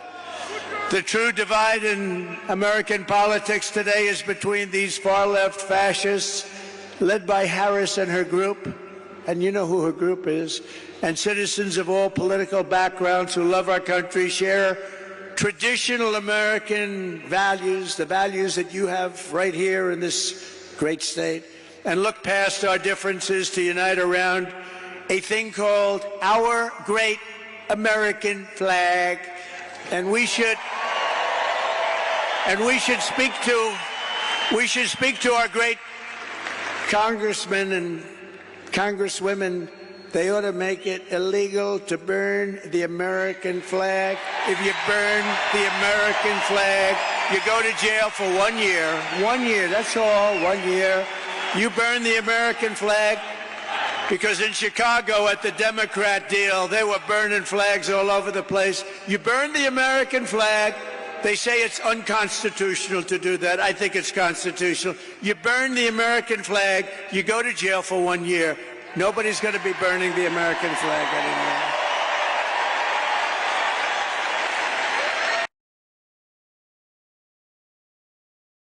Obliterate the deep state. Slight difference. Our opponents join with warmongers and neocons to wage endless wars, these wars that never end. We don't even know who the hell the country is that we're fighting. We believe that America is strongest when America is at peace. We want peace through strength. That's what we want. Like we had 4 years ago. We didn't have any wars, except we wiped out ISIS very quickly. It was supposed to take 5 years to beat ISIS. I did it in 3 weeks. They support coercive COVID vaccine mandates and want to fire you. If you don't obey, you get fired. We oppose these mandates as a fundamental violation of our God-given rights. We don't want the mandates. We don't want the mandates. They want to arrest their political opponents and silence those who disagree. We reject censorship in all forms, and we believe in freedom, open debate, and fair, equal, and impartial justice under the constitutional rule of law. Our opponents slander us as a threat to democracy. Trump is a threat to democracy. No, they're a threat to democracy. How many times have you heard, you know, it's a talking point for them, right, Deb? It's a talking point. Donald Trump is a threat to democracy. And those guys say it too, because they're the subsidiary of the Democrat Party. Meanwhile, they rig their primaries. They force out Joe Biden. They force him out of the 14 million votes in an unconstitutional coup. And they appoint a nominee who never got a single vote. And when she ran against this guy, and I'm no fan, he was the worst president in the history of our country. He let in millions and millions of people through her. Let in millions of people would destroy our country. But we're going to get those people out, the people that came in here from jails and prisons and mental institutions. But they threw them out. You know, they ran against each other for the primary, and she never even made it to the first state, the great state of Iowa. Never made it. And now she's the one running. A little strange, isn't it? As you see, that's really a threat to democracy if you get right down to it, right? In our movement, we know that democracy does not mean rule by the Democrat establishment. It means rule by the American people.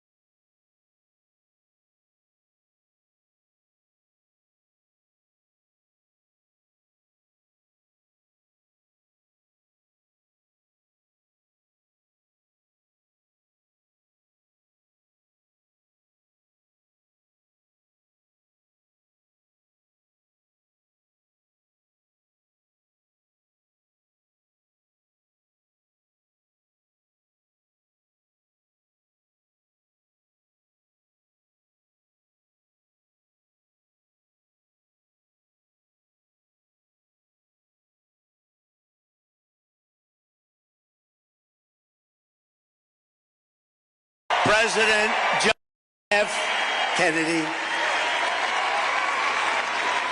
And I know that they are looking down right now, and they are very, very proud of Bobby. I'm proud of Bobby, you want to know the truth.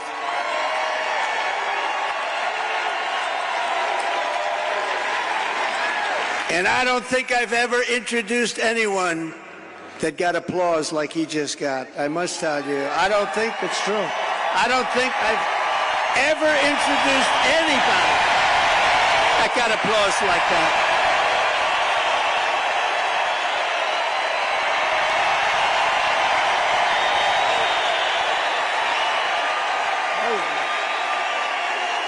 Amazing. It's true.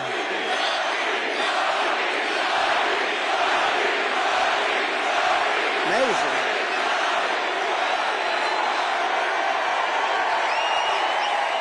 Soon after I can't even believe I have to say this, nearly assassinated in Pennsylvania last month, Bobby called me to express his best wishes. He knows firsthand the risks incurred by leaders who stand up to the corrupt political establishment. When you stand up, you bring on some trouble for yourself, but you have to do what's right. You have to do what's right for the country. I will tell you, we are both in this to do what's right for the country. That's one thing I can tell you. He lost his father and uncle in service to our country, and Bobby himself was subject to repeated threats to his safety during the course of his campaign while being denied protection by the Harris-Biden administration. And this is a tribute in honor of Bobby.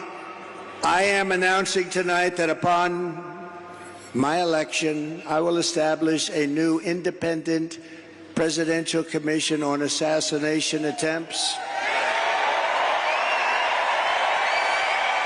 And they will be tasked with releasing all of the remaining documents pertaining to the assassination of President John F. Kennedy.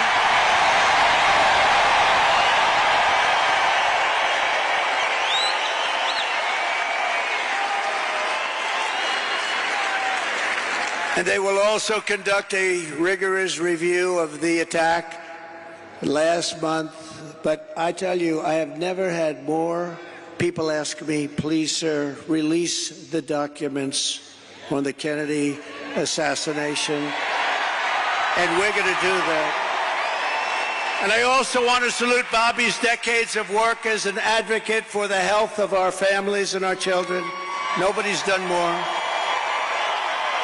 Millions and millions of Americans who want clean air, clean water, and a healthy nation have concerns about toxins in our environment and pesticides in our food.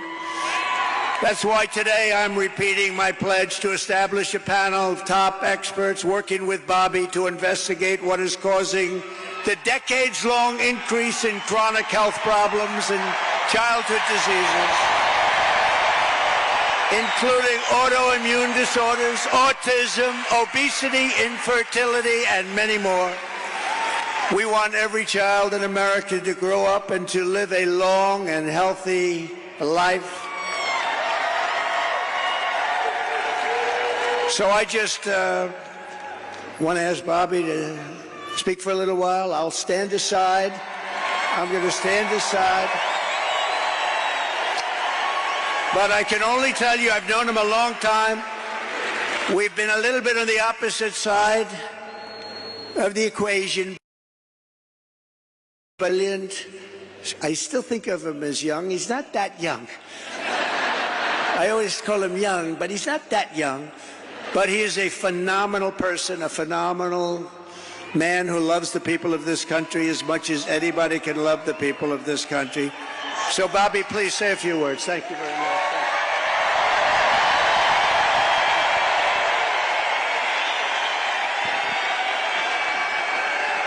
Thank you. Thank you, President Trump.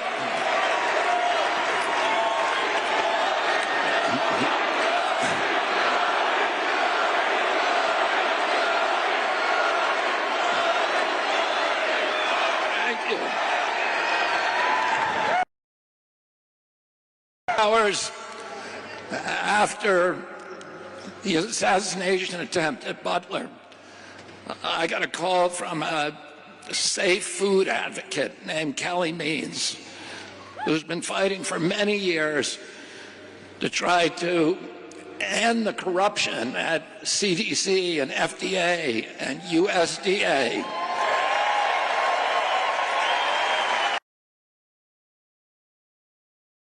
These regulatory agencies are actually run by the big food processing companies, the big ag and the chemical companies that they're supposed to regulate. And he said to me that he'd been advising me for many years and on my campaign. And he told me that night that he was also advising President Trump. And he asked if I would talk to President Trump. And I said, of course. And about a few minutes later, I got a call from the president, and we talked. We had a very good talk. And then he invited me to come see him the next day, and I went to Minneapolis and saw him. We met again a couple of weeks later in Florida, and we talked about, not about the things that separate us because we don't agree on everything, but on the values and the issues that bind us together. And one of the issues that he talked about was having safe food and ending the chronic disease epidemic.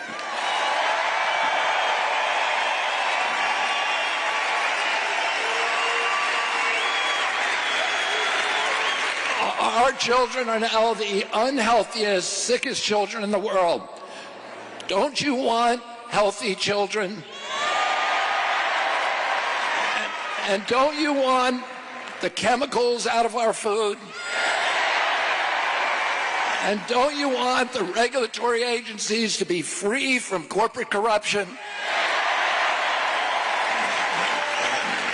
And that's what President Trump told me that he wanted. He also told me that he wanted to end the grip of the neocons on U.S. foreign policy.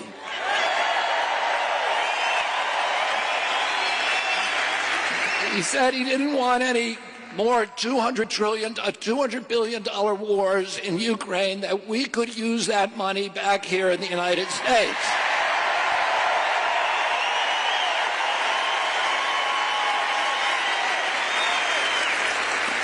And the safest, the best way to build a safe America is to rebuild our industrial base and rebuild the middle class in this country. And don't you want a president who's going to get us out of the wars and who's going to rebuild the middle class in this country?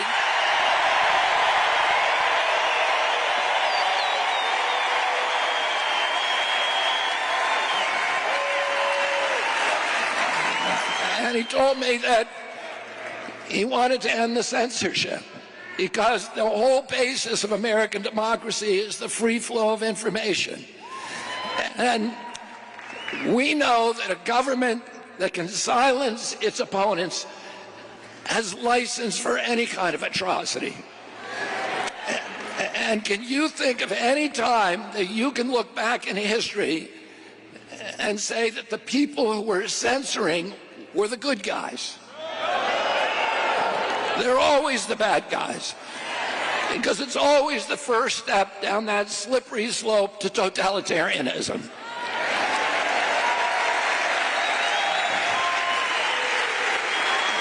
And don't you want a president who's going to protect America's freedoms?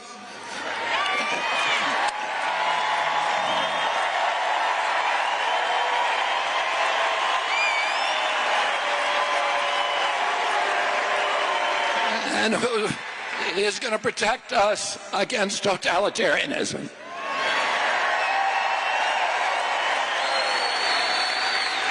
And I want to ask you again, don't you want a safe environment for your children?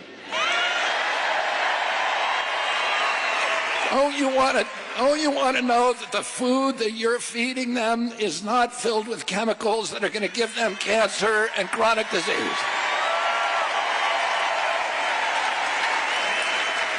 And don't you want a president that's going to make America healthy again?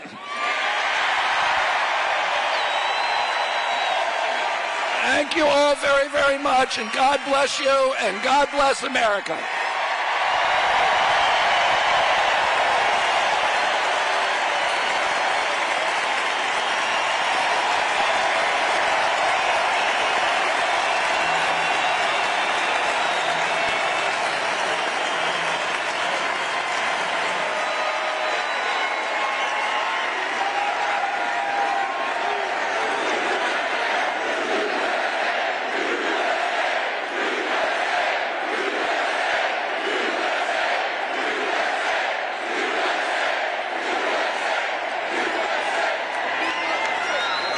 Wow, that was something, huh?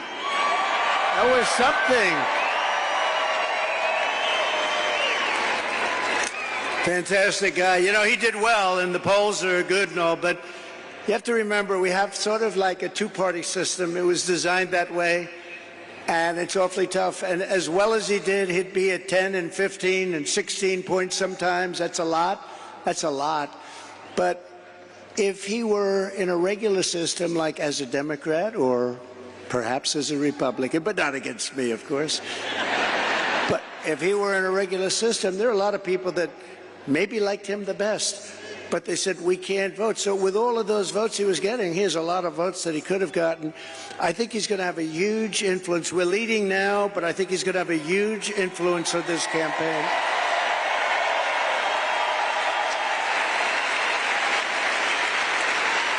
Actually, much bigger than you'd see in the polls, and those numbers are big to start off with, but Bobby and I will fight together to defeat the corrupt political establishment and return control of this country to the people. And to all who supported Bobby's campaign, I very simply ask you join us in building this coalition. It's a beautiful coalition in defense of liberty and safety, prosperity and peace. It's going to be an incredible coalition, and the relationship has been so good for so long. I have no doubt it's going to work and work well. But we have to win. We have to take our country away from these people that are going to destroy our country. We won't have a country very much. We need your vote. As you all know, this week the Democrats held their convention. You probably saw it, their party. The media says the big message from their convention was that we need to turn the page from the failures of the last 4 years. Do you believe it? They forgot. They've run it for the last 4 years.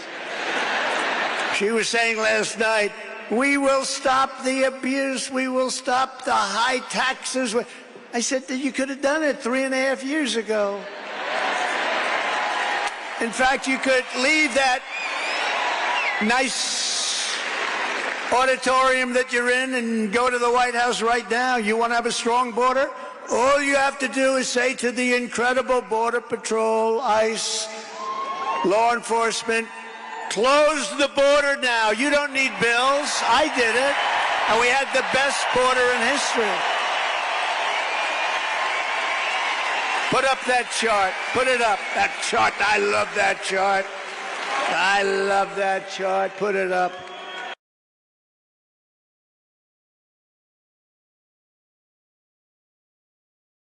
I love that chart.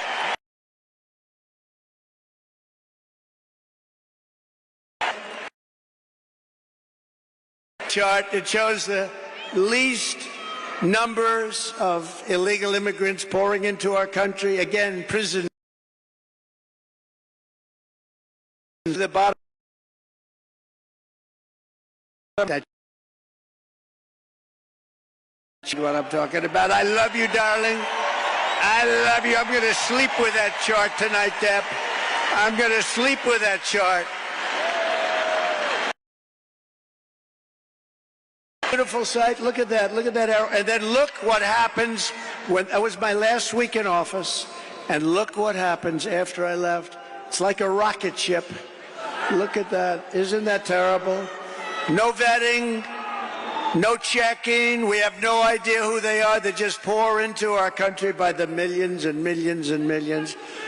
We need to turn the page of 4 years of calamity and failure. They have had calamity and failure and say, Kamala, you've done a horrible job. You've been the worst vice president in the history of our country. Kamala, you're fired. You're fired. Get out. Get out. Get out, Kamala. She's the only person ever to get a nomination of a party without getting one vote. She didn't get one vote. Hey, maybe she's smarter than we think. You know, you could look at it that way. As Vice President, Kamala cast the deciding votes, causing the worst inflation in decades, costing the typical American household $28,000. Think of this, higher prices. $1,000. As border czar, she flooded America with and killing our cities and our towns. 3 years ago this week, she was the final vote on the catastrophic Afghanistan withdrawal. And we were withdrawing, but we were going to withdraw with dignity, with grace, and with strength. We would have been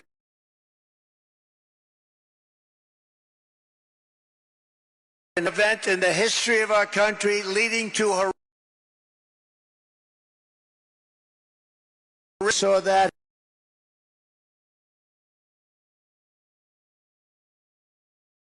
is run by incompetent people. The United States is no longer respected. It's no longer strong. That's what they said. A lot of these things that you're seeing now wouldn't have happened except for the horrible, horrible event of Afghanistan. You know, I was dealing with the leader of Afghanistan, Abdul, and I said, Abdul, you can't kill our people. He was killing our people. I had a strong talk with him. I'm not going to get into it exactly. We went 18 months without one soldier or shot at.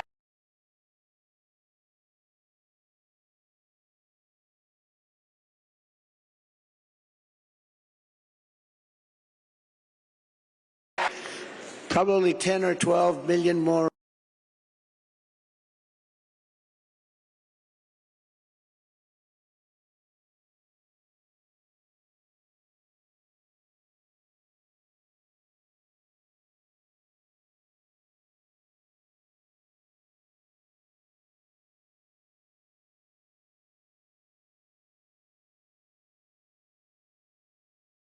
Russia.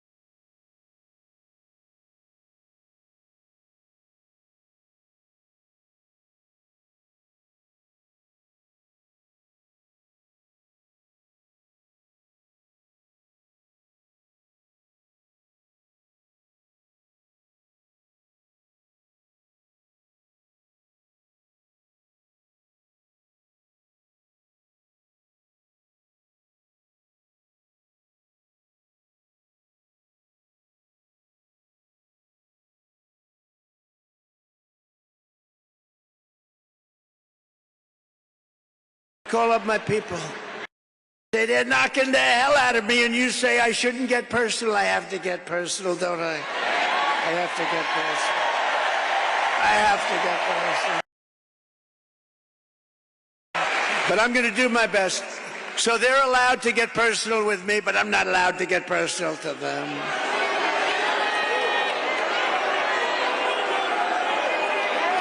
They call me names that are so bad. Our great First Lady says, but you're not that way, darling. They love our great First Lady, I will tell you that. They do. But darling, you're not that way. I said, I know that.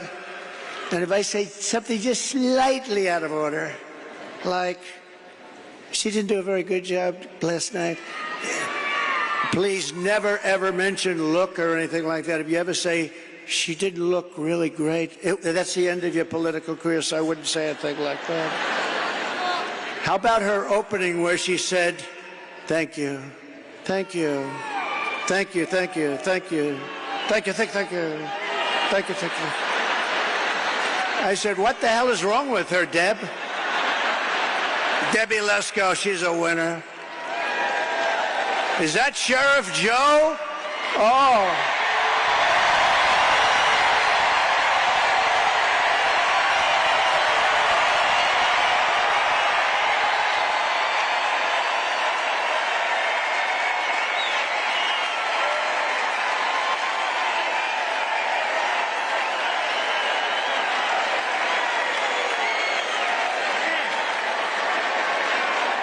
That's Sheriff Joe. Look at that. A legend. You know, Sheriff Joe's looking at these clowns where they have no idea what they're doing, where people come in by the millions. He had nobody come in. Remember, he dressed everybody in pink. Remember that, right? Is that right, Joe? They had to dress in pink. I mean, it wasn't the worst thing. It wasn't bad. I mean, you know, you got a lot of killers that had to dress. But pink underwear, pink undershirt, and a pink outfit. Because he didn't want them coming into our country. Do you remember Arizona when Sheriff Joe was at the border? You didn't have people coming in.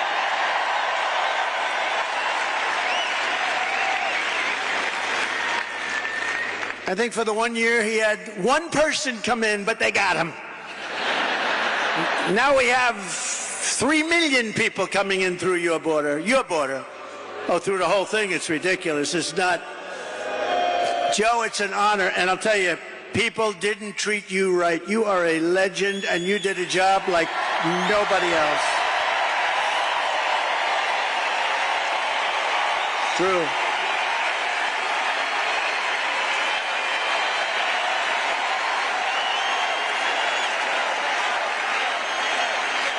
Great going, Joe. And we love your wife. He lost his wife a few years ago, and she was a hell of a woman, right, Joe? But she's looking down at you, and she's proud of you. She's saying, you did very well with this group of people. But I've known you for a long time, and there was nobody like him. He understood the border better than anybody, and he ran it fairly. He ran very fair, but he ran it strong, and they respected him. They didn't even try. So thank you very much, Joe. And your wife is... she's proud of you. She's proud of you. Very proud of you. We're grateful to be joined tonight by the founder of Turning Point Action, a gentleman named Charlie Kirk.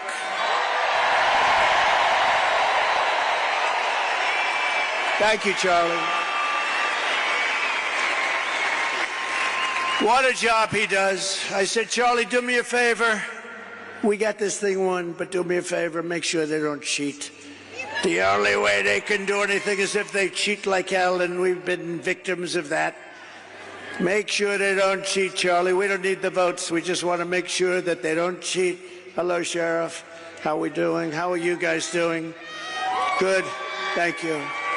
We need every sheriff to get over there, every law enforcement official, because we got the votes. We got to make sure everything's on the up and up. Charlie and his team of people, I mean, he's got hundreds of thousands of young, discriminatory. Charlie, have you ever been sued by old people for not accepting them? He's got the youngest looking group of people, and they're warriors. They're unbelievable. The job Charlie has done.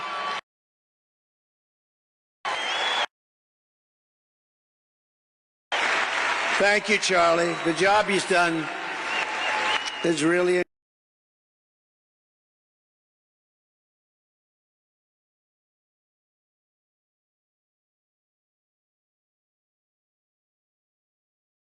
the whole country, and she's going to make sure everything's on the up and up. Debbie, let's go. Debbie, thank you. Congresswoman. Thank you, Debbie. You make sure, Debbie. She just won a big election by a massive... Well, you won that election easy, didn't you? She won it pretty easy. Another person who's a friend of mine, he's a warrior for a long time.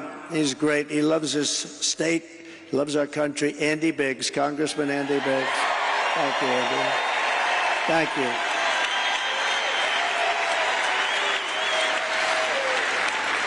And two other warriors, a young one and a little bit older one, but boy, they are tough. You don't get tougher than Eli Crane and Paul Gosar. Paul Gosar.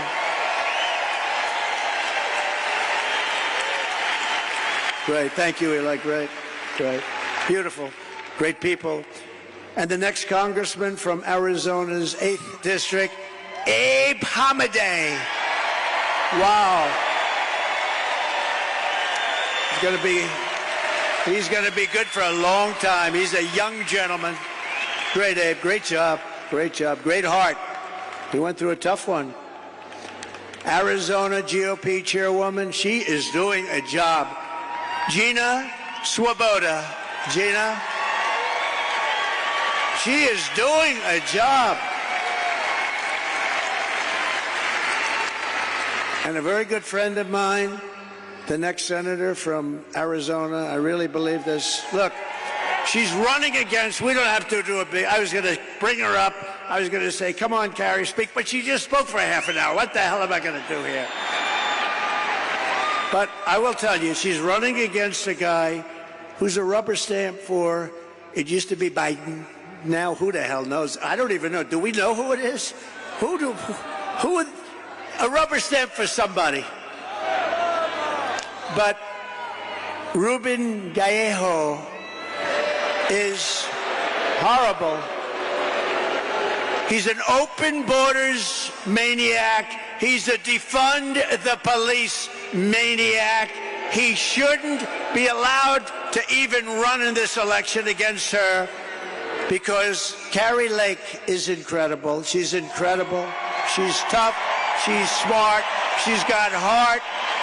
And she should be your next senator. I hope you win this sucker because you are winning. You're running against a guy that cannot carry your shoes. I'm being nice. You know the expression, can't carry her shoes. And you're going to have a big victory, and we're going to work together, and we're going to make sure we win this state. I say this presidentially, if we win this state, which we're expected to, we're leading and all of that, we win the presidency, and we have to take Carrie Lake with us. Go get him. Go get him, Carrie.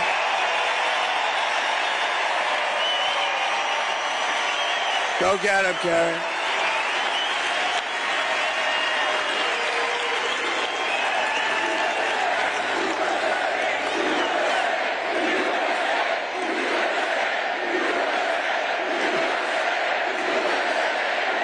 Very important. And honestly, and forget, we all know Carrie. She's been a newscaster for 22 years. Everybody knows her. She's just she's never had a problem. She's solid as a rock. This guy is a frickin' loser. He's a loser. So with that, we'll go on. But good luck, Carrie. We love you. Special.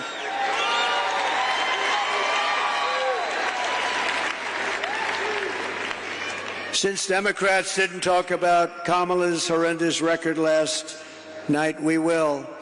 For nearly 4 years, Comrade Kamala Harris. I use that term, I don't know if it's good. Is it good or not, tell me? Let's do a poll. Let's do a poll. I love these free polls.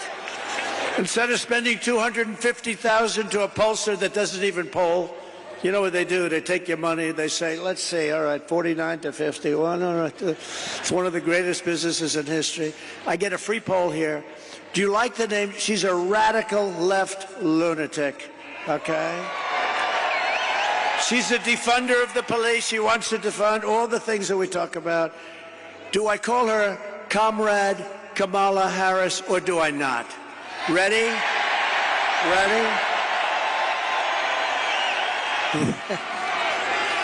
What do I do there? You tell me. You could tell me better than anybody. Okay, ready? I'll say yes or no. Yes.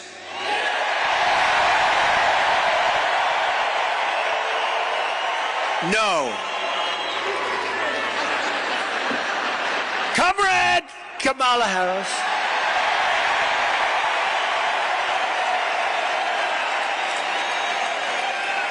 Has overseen a nation-wrecking border invasion. This is a nation-wrecking. It's an invasion. You know, one of the ways I built hundreds of miles of wall. I was there yesterday. I looked up and down. I said, man, I built a lot of wall. And we could have put up 200 miles more, but they didn't want to do it. And that's when I said, you know, I think they really want open borders. But we built much more wall than I said I was going to build. And you couldn't see the end of it yesterday. You couldn't see the end. We had a news conference, but it's a dangerous area. It's a dangerous area because of her, because of him. But he put her in charge, you know, whether she's borders are. And that's what she was called. Only recently did she say she doesn't have that. But you know what? She has been the worst manager. And the Border Patrol never even saw her. They never even met her. She's in charge of it. They never even met her. And you suffered the price. She's allowed at least 20 million illegal aliens into our country, including millions and millions of unvetted fighting-age men from 159 countries. You know, it's no longer just South America. They come from Africa, the Congo. They come from a lot of coming from jails in the Congo. Let me tell you, these people, the nice thing, they make our criminals look like the nicest people on earth. That's how tough they are. They come from the Middle East. They come from areas that we're fighting. They come from enemy terrain. They come from all over the world, and they do come from South America, but not only from South America. 159 different countries in the last year, and they're totally unchecked and unvetted. Every single year she's been in office, she has set an all-time high illegal border crossings record, triple and quadruple what the year before, where I'd have like 150,000 and she'd have 2.5 million. What she has done to this country, nobody can tell you. You know, she destroyed San Francisco as the district attorney. She destroyed California. You know that. This is a woman that's going to take. She destroyed California. She had a policy. If you steal less than $950, you're allowed to keep it. You can go. We're not going to prosecute. So criminals are walking into stores, mean, nasty guys, rough guys, and they take calculators and they calculate. Let's say I want to get up. They walk out, then they walk back in. The whole thing. This is who we're going to have running our country? I don't think so. And nobody lies like her. She's a liar. She makes up crap. She's the one going to raise. You know, she said Donald Trump is going to raise. You know why? She said I was going to raise. Because I'm going to put tariffs on other countries coming into our country. And that has nothing to do with taxes to us. That's a tax on another country. And I did it with China, and we had no inflation. You know, I had no inflation. I took in hundreds of billions of dollars from China, and not one other president took in 10 cents. They were all, oh, China, we're afraid of China. We're afraid of China. According to a new DHS report, Kamala Harris also lost, and this is impossible to believe. Listen to this. 325,000 migrant children are gone. They're missing. She allowed them to be trafficked into our country. Many of these children are now in sex slavery or they're dead, probably mostly dead. They will never see their homes or their parents again. They were swiped out of their homes. They were taken out of their homes. This is a government number, 325,000 children, sex slaves or they're dead. Many are dead. Hamas has so little respect for Kamala and Joe Biden, crooked Joe Biden, that the hostages that they're talking about all the time. I believe they're largely gone. I believe they're largely gone. So sad. When you look at what happened, when you look at that attack on October 7th, I believe they're gone. And the reason they're not negotiating, you know, it says Hamas has decided not to negotiate because what they want back are the hostages. And I think those hostages, for the most part, aren't around anymore. And so they said, oh boy, we can't really negotiate because we don't have the hostages. The hostages are largely gone. How sad, how terribly sad. If they feared and respected Joe Biden and Kamala, they would never have killed those hostages. They would have never attacked. They would never have attacked when I was president. Iran was broke. Iran was broke. I told China, if you spend any money on buying oil from Iran, you'll never do business in the United States again, and we're going to put a 200% tariff on you. And Iran was broke, and they had no money for Hamas, and they had no money for Hezbollah. You can check your numbers. Look at it. When my last year, they had no money. We had no terrorism. You know, for 4 years, I didn't have any terrorism. Do you notice that? None. And when they asked Viktor Orban, the Prime Minister of Hungary, very strong guy, what is the reason that things are so bad now? The Middle East is blowing up. Russia's blowing up with Ukraine. There's wars starting all over the place. Looks like bad things could happen in Taiwan with China. What's the reason? He says, you got to get Donald Trump back as president. You won't have any problems. That's what he said. It's true. It's true. They respected your country. They respected your leader, but they respected our country. Now they laugh at our country. Our country has become a joke. She's provided deportation immunity to the vast majority of criminal aliens living inside the United States and is importing MS-13 gang members, known as the most violent gang of them all, into our cities and into our high school. Think of it, they're coming into our high schools. Kamala has set loose thousands of Venezuelan gang members who, according to law enforcement bulletins, have been given a license to shoot American police officers. You know that, right? Under Harris, ICE deportations are at the lowest level in history, the history of our country. She supports deadly sanctuary cities. Now, of course, she's flip-flopping on everything. You do know that, right? You know that, Joe? She's flip-flopping on everything. Debbie, right? She's a flip-flopper.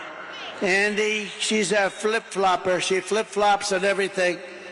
Because she was polled. She said she didn't do too well. That's probably why she was the first out of 22 people.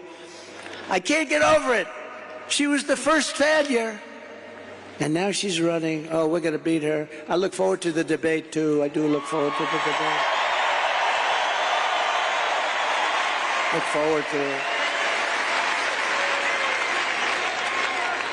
She called for abolishing ICE. These are great patriots who are tough as hell. You need tough people. She's compared ICE agents to the KKK. She wants to repeal the federal law that makes illegal immigration a crime, making illegal immigration totally legal. It's okay to come into our country. She wants to release all of the thousands of criminal illegal aliens that are locked up in detention centers, and these are the toughest of them all. She wants to release them into our country. We have detention centers for the toughest of them all. She says, we're going to release them. Now, maybe they'll ask her tonight, oh, no, I would never do that. She might change. She's changing on everything. But don't forget, if the election ever went haywire, if they can find a way to cheat enough and she wins, in quote, she wins, she's going to do everything that you wouldn't dream of, including no fracking. She didn't discuss fracking last night. No fracking in Pennsylvania. I can't imagine she could do well in Pennsylvania. 500,000 jobs are involved with fracking, and a huge amount of their budget, everything's involved with fracking, and she's against it. In her speech last night, she lied about almost everything. She lied when she said, I was going to raise taxes. No, I'm lowering taxes. She's the one. She lied and said that, oh, this is the best. I'm going to be the one and I was already there. I didn't touch your Social Security, and a lot of Democrats wanted me to. She lied when she said that I want to cut Social Security and Medicare. No, she wants to cut it because she wants to have the illegal immigrants coming into our country to go on Social Security and Medicare, which will destroy Social Security and Medicare. It's Kamala Harris who cast a tie-breaking vote to cut Medicare by $266 billion. She cut your Medicare, remember this, by $266 billion, and then promised mass amnesty last night to 20 million illegal aliens and make them American citizens, which will absolutely obliterate your Social Security and your Medicare, ultimately leaving those programs bankrupt and our seniors desperate and poor. And remember, when you talk about all of those hundreds of billions of dollars, you know what she's putting that money into? The Green New Scam. She took it out of your Medicare. She's putting it into one of the greatest ever, one of the great voices of sport. Stand up. Let's see if anybody knows who the hell you are. Good job. He's a good man. He's done a good job. But she took it out and she wants to put it in. She put it into the Green New Scam. She said the border was safe under her direction. You know, they're the party of disinformation and misinformation. They'll say something 100 times. The border was safe. Did you see last night? The border's safe. The first time she said that was about 2 months ago, and she went like this. The border was safe. She started choking. It's horrible. They are the misinformation, disinformation. They lie. They keep saying the same untruth over and over again. And you know, you're not like in my business. You're not in this political business like these people. You're in other things. You're lawyers and you're carpenters and you're electricians and you're drivers and you're doing a lot of things. By the way, no tax on tips. Remember that? No tax on tips. No tax on tips. She tried that one, and yet in Congress right now they have bills to destroy people that don't. Do you see what's going on? It'll never happen with her. It's guaranteed to happen with me. No tax on tips. But actually, it's the most dangerous and unsafe border anywhere in the world. There's never been a border like it. No country ever. If a country had a border like that, they would fight with sticks and stones if they had to keep the people out. She believes that if you say things enough over and over again, even if they're stone-cold lies, like Project 25, he believes in... I don't even know what the hell it is. I know it's a group of people that got together and they're slightly on the conservative side. And it's unbelievable what they do. It's really unbelievable. She would destroy our country if she was ever elected. Our country will go down the tubes. We'll be in a depression like 1929. We will not have a country any longer. Yesterday, I was at the border with the victims of Kamala's migrant crime wave. One of them is here with us tonight. Michael Morin is the brother of Rachel Morin, who you know about. Rachel was a cherished 37-year-old mom of 5 absolutely incredible children, beautiful woman. Last summer, Rachel was out on a run when she was brutally raped and murdered by an illegal alien who was led into America by Kamala Harris. Let her in. Said, let her in. The animal who committed this heinous crime first killed another woman in El Salvador before walking across the open border. Just walked right in, no problem. He then attacked a 9-year-old girl and her mother in a home invasion in Los Angeles before murdering Rachel in cold blood. Michael, I promise you, in Rachel's memory, we will stop this invasion and we will keep these savage criminals the hell out of our country. Thank you, Michael. Please. Thank you. So sorry, Michael. So sorry. Say hello to your parents and everybody, okay? Thank you. So horrible. We are so sorry, Michael. Thank you for being here. According to her own administration statistics on crime victims, Kamala Harris has presided over a 43% increase in violent crime. These are government numbers, by the way, including 58% increase in rape, 89% increase in aggravated assault, and 56% increase in robbery. During the riots of 2020, she encouraged her followers to donate to bail criminals, looters, and arsonists and killers. People died, including Sean Michael Tillman, a dangerous repeat offender who went on to shoot and kill a Minnesota man 6 times in the head. He shot him 6 times in the head and torso. And Kamala let him out, let him go. While Kamala Harris was DA of Sanctuary City, San Francisco, 20 years ago, maybe the greatest city in the world. Today it's unlivable.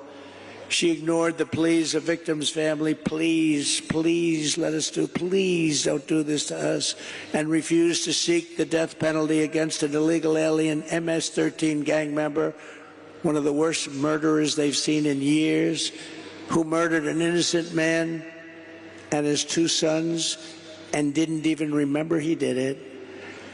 As California Attorney General, she redefined child sex trafficking, assault with a deadly weapon, and rape of an unconscious person as a non-violent crime.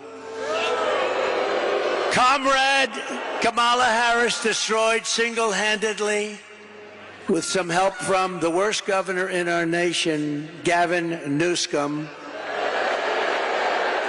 both San Francisco and California itself. He's a terrible governor. What a governor.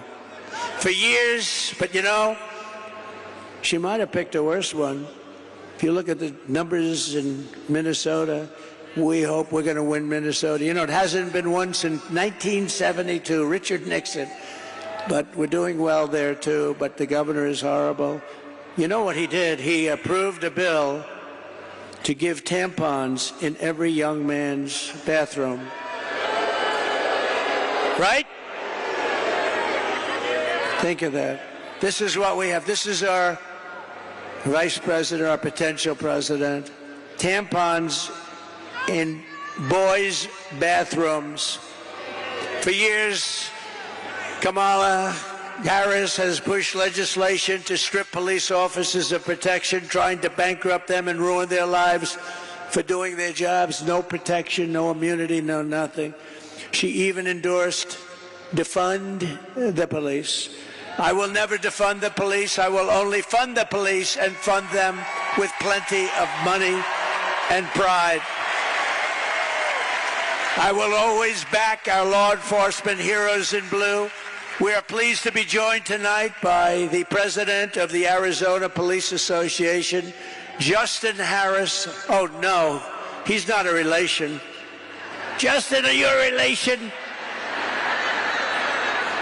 Last name is Harris, spelled the same. I'm very concerned about this. I'm not really. But Justin Harris is a great gentleman who has a special announcement. Justin, would you please come up? Thank you.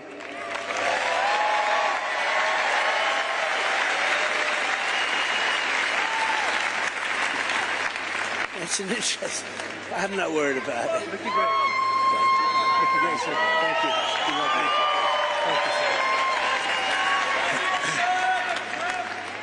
Well, good evening, everyone. I'm a little concerned about that illegal immigration chart you put up there. Was that a spike in immigration or the inflation? Sort of both. Kind of both, right? Wonderful job those Democrats are doing. My name is Justin Harris. I'm a veteran police sergeant here in Arizona with 25 years of experience in service.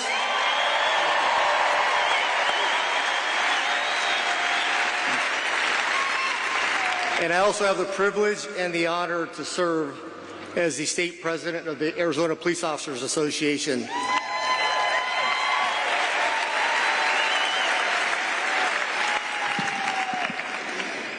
The Arizona Police Officers Association is the largest law enforcement association in the state of Arizona, and we represent over 12,000 law enforcement professionals, the men and women that currently serve in our communities each and every day at the local, county, state, and federal law enforcement levels.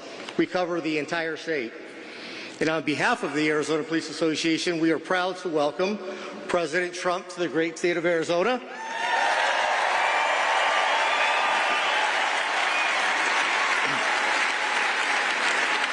And to the wonderful city of Glendale, home of Luke Air Force Base. Folks, these men and women in Luke fly those beautiful F-16 Fighting Falcons of the 309th Fighter Squadron and those beautiful, beautiful F-35 Lightnings. Nothing like hearing those jets flying overhead, which that's the sound of freedom and American ingenuity.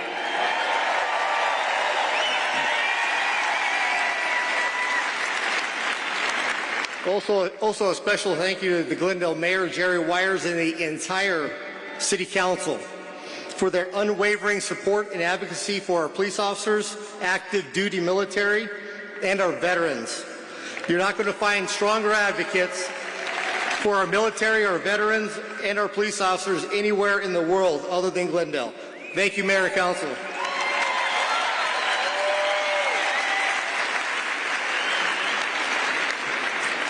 Also, I wanted to give a special thanks to the men and women of the Glendale Police Department, the best and most professional police department in the country.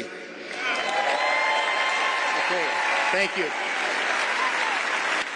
With a special thanks to Police Chief Chris Briggs and the other 8 West Valley Coalition departments that allowed us to use their law enforcement officers here today to keep us all safe. Thank you, gentlemen and women.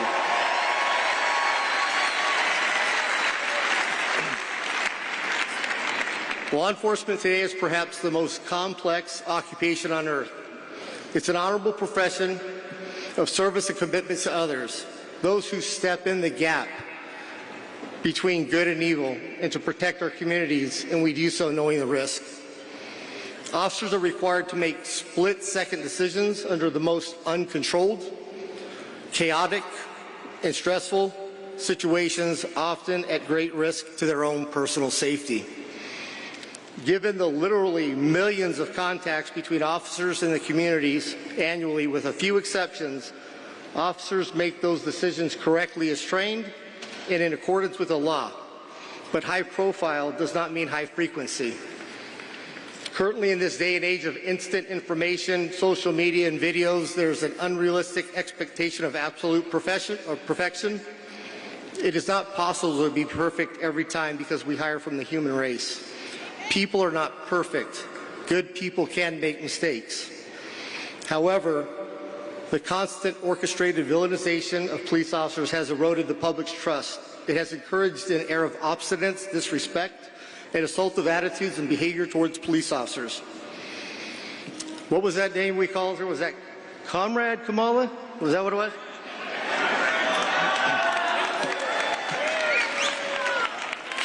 Kamala, Comrade.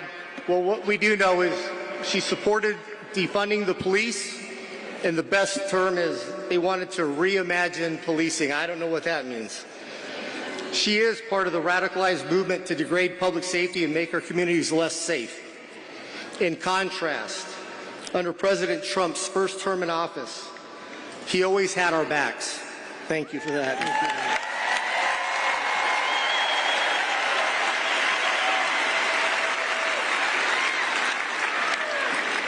He never rushed to judgment, and he never, ever in a lifetime called to defund the police, ever.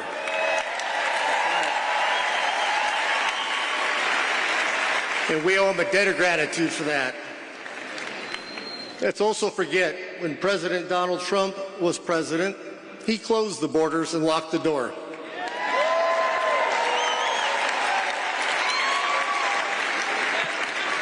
Border czar Kamala Harris opened the door and let everybody in.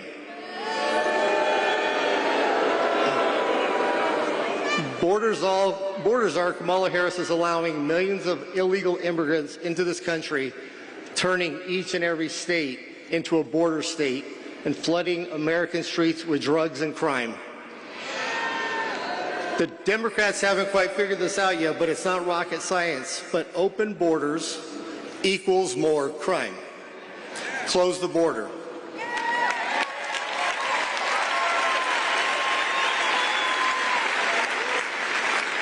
And my gut tells me that there's a gentleman standing up here on stage today that's going to do exactly that.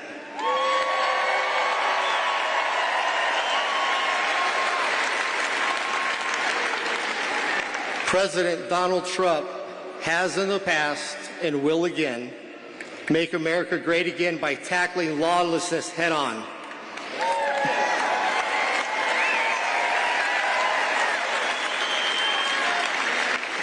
Ceasing the endless flow of illegal immigrants across our southern border and ensuring that police departments across the country have the funding, the training, and equipment necessary to do our jobs. And he's not going to reimagine us doing that.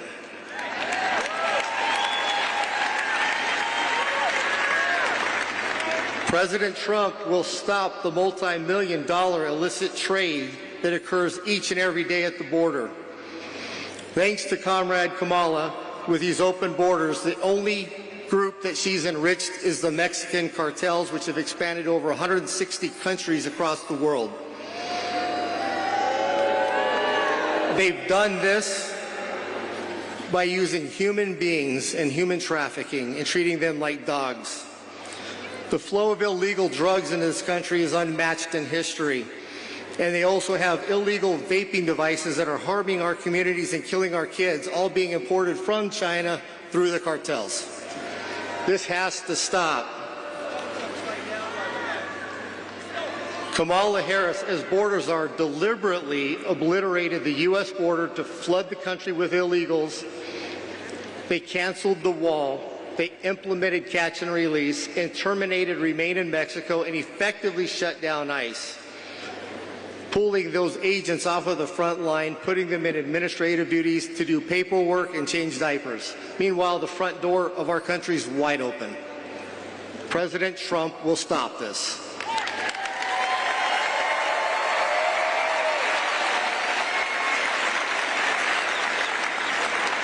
I've got a serious question. Has the border czar, Kamala, even toured the southern border? Didn't think so. Has President Donald Trump toured the border? Yes, he has. And I heard the cartels went running.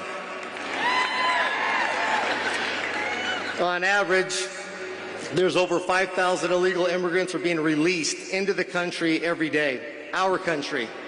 We don't know who they are, don't know where they came from, can't even account for them.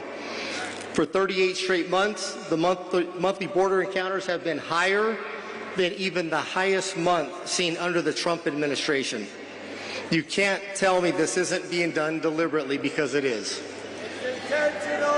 In 2023 alone, more than 900,000 illegal immigrants were released into the interior of the U.S., unaccounted for, waiting for court dates, and nobody knows where they're at. That's the entire city of Mesa flowing into our countries, and that's the only ones we know about. Illegal drugs are flowing into this country at an alarming rate, with only 5% being intercepted at the border. Gotta go. Okay.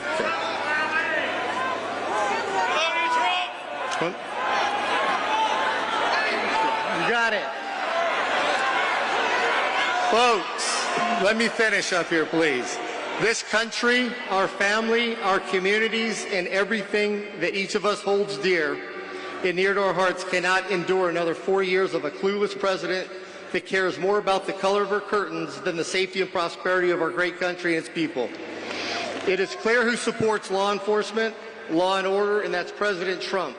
His unwavering shown commitment to the rule of law of the men and women to place their lives on the line every day.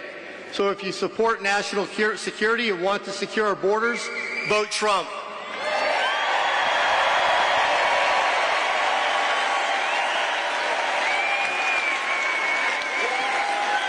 If you support law enforcement and safe communities, vote Trump.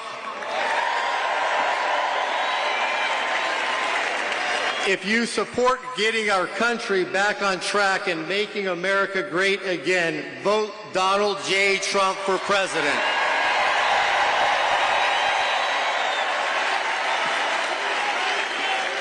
And this is why the Arizona Police Association and our 12,000 members, family, and friends are proud to extend our endorsement to Donald J. Trump for President of the United States of America. Thank you. God bless.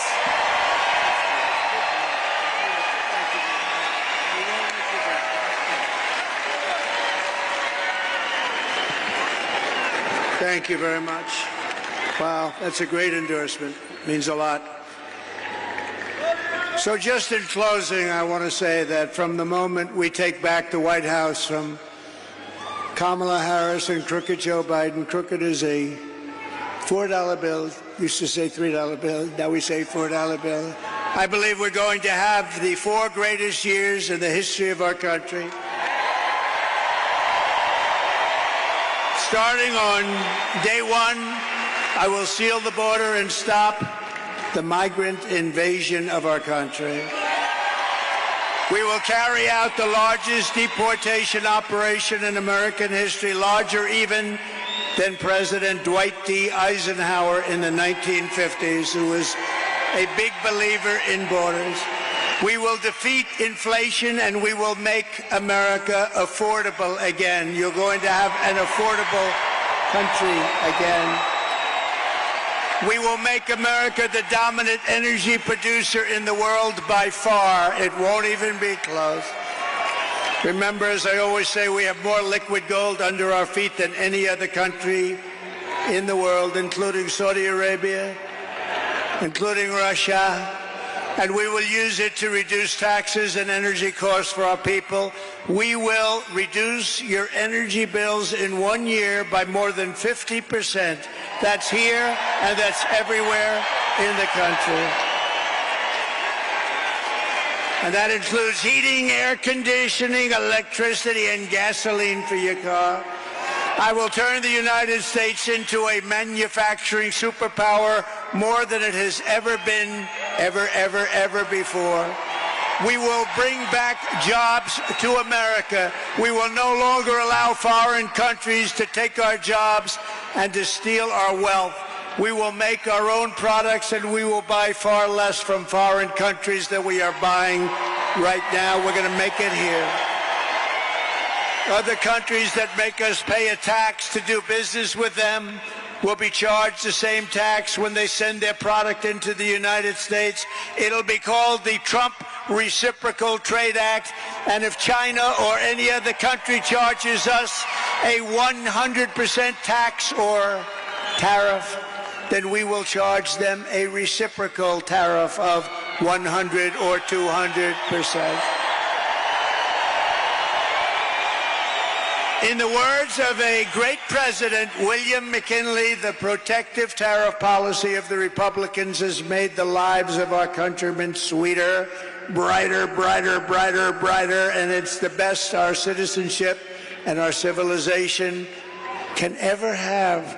Better destiny for our people. We ought to take care of our own nation, and we have to take care of our industries first. We have to take care of our country first. It's about time, and it's going to happen starting on January 20th of next year. I will not let Mexico, China, or any other country sell cars into the United States to the detriment of our auto workers all over our country, including in Michigan and South Carolina. United Auto Workers, you're going to vote for Trump because I'm going to bring you back more auto production than you've ever seen in this country before. I will end the ridiculous electric vehicle mandate, cut every job-killing regulation of the Harris-Biden administration, and make our auto manufacturing business bigger, better, and stronger than it has ever been before. And if you relied on Kamala, there would be no auto industry. Within 3 years, you'll never make another car. When I am back in the White House, we will pass large tax cuts for our workers, and there will be, as I said, no tax on tips.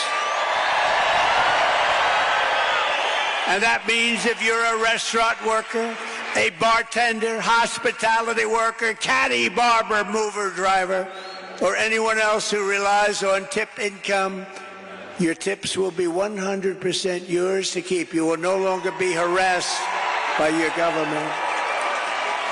And I will fight for and protect your Social Security and your Medicare with no cuts and no changes in age. We're not going to move it up. They want to move it up 5 years. We're not doing it. Darling, when do we get our Social Security? Well, they just moved it up 5 years. You're not going to happen with me. It's going to happen with them. They're going to destroy your Social Security. And we will have no tax on Social Security benefits for seniors.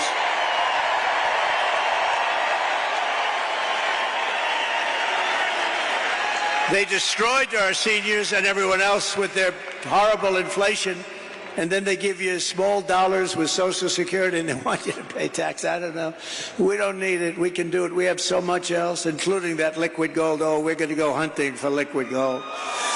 We will cut wasteful and unnecessary spending, and we will terminate the Green New Scam and spend that money on roads, bridges, real infrastructure, and paying down debt. No fake infrastructure that has caused massive inflation with no benefit whatsoever to our population. I will settle the war in Ukraine, and I will end the chaos in the Middle East, and we will restore peace through strength, and it will happen quickly. I will have that war ended before I go to the White House on January 20th. I will have the war in Ukraine ended as president-elect.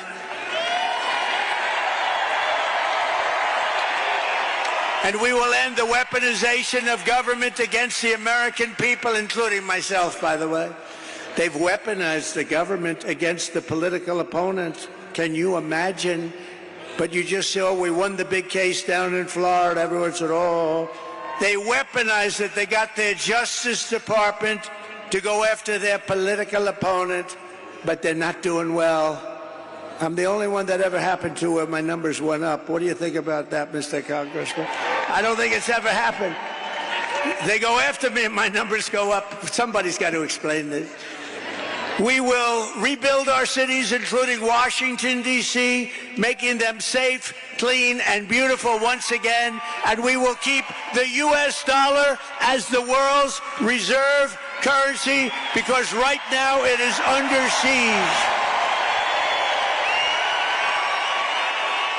And this is how we will end the era of inflation, mayhem, and misery under Kamala and Crooked Joe, and unleash safety, prosperity, peace for Americans of every race, religion, color, and creed. Together we will deliver low taxes, low regulations, low energy costs, low interest costs, low inflation. And that's for everyone. We're talking about everyone. We want to make sure everyone can afford groceries, a car, and a home. We will stop the invasion, end migrant crime, support our great police, strengthen our military, build a missile defense shield around our country, keep critical race theory and transgender insanity out of our schools, and we will keep men out of women's sports.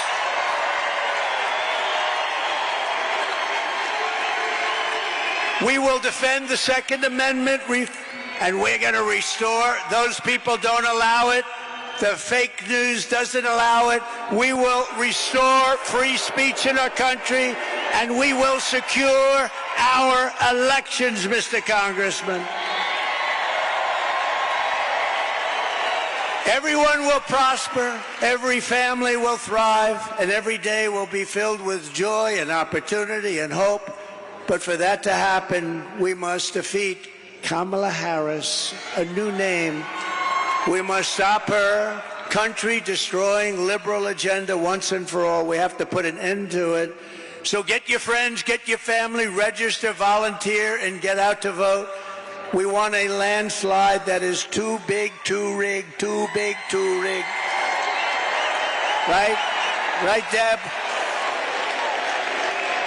On November 5th, We will save our country. We will save our economy. We will rescue our middle class. We will reclaim our sovereignty and restore our borders. We will put America first, and we will take back our country, and together we will make America powerful again.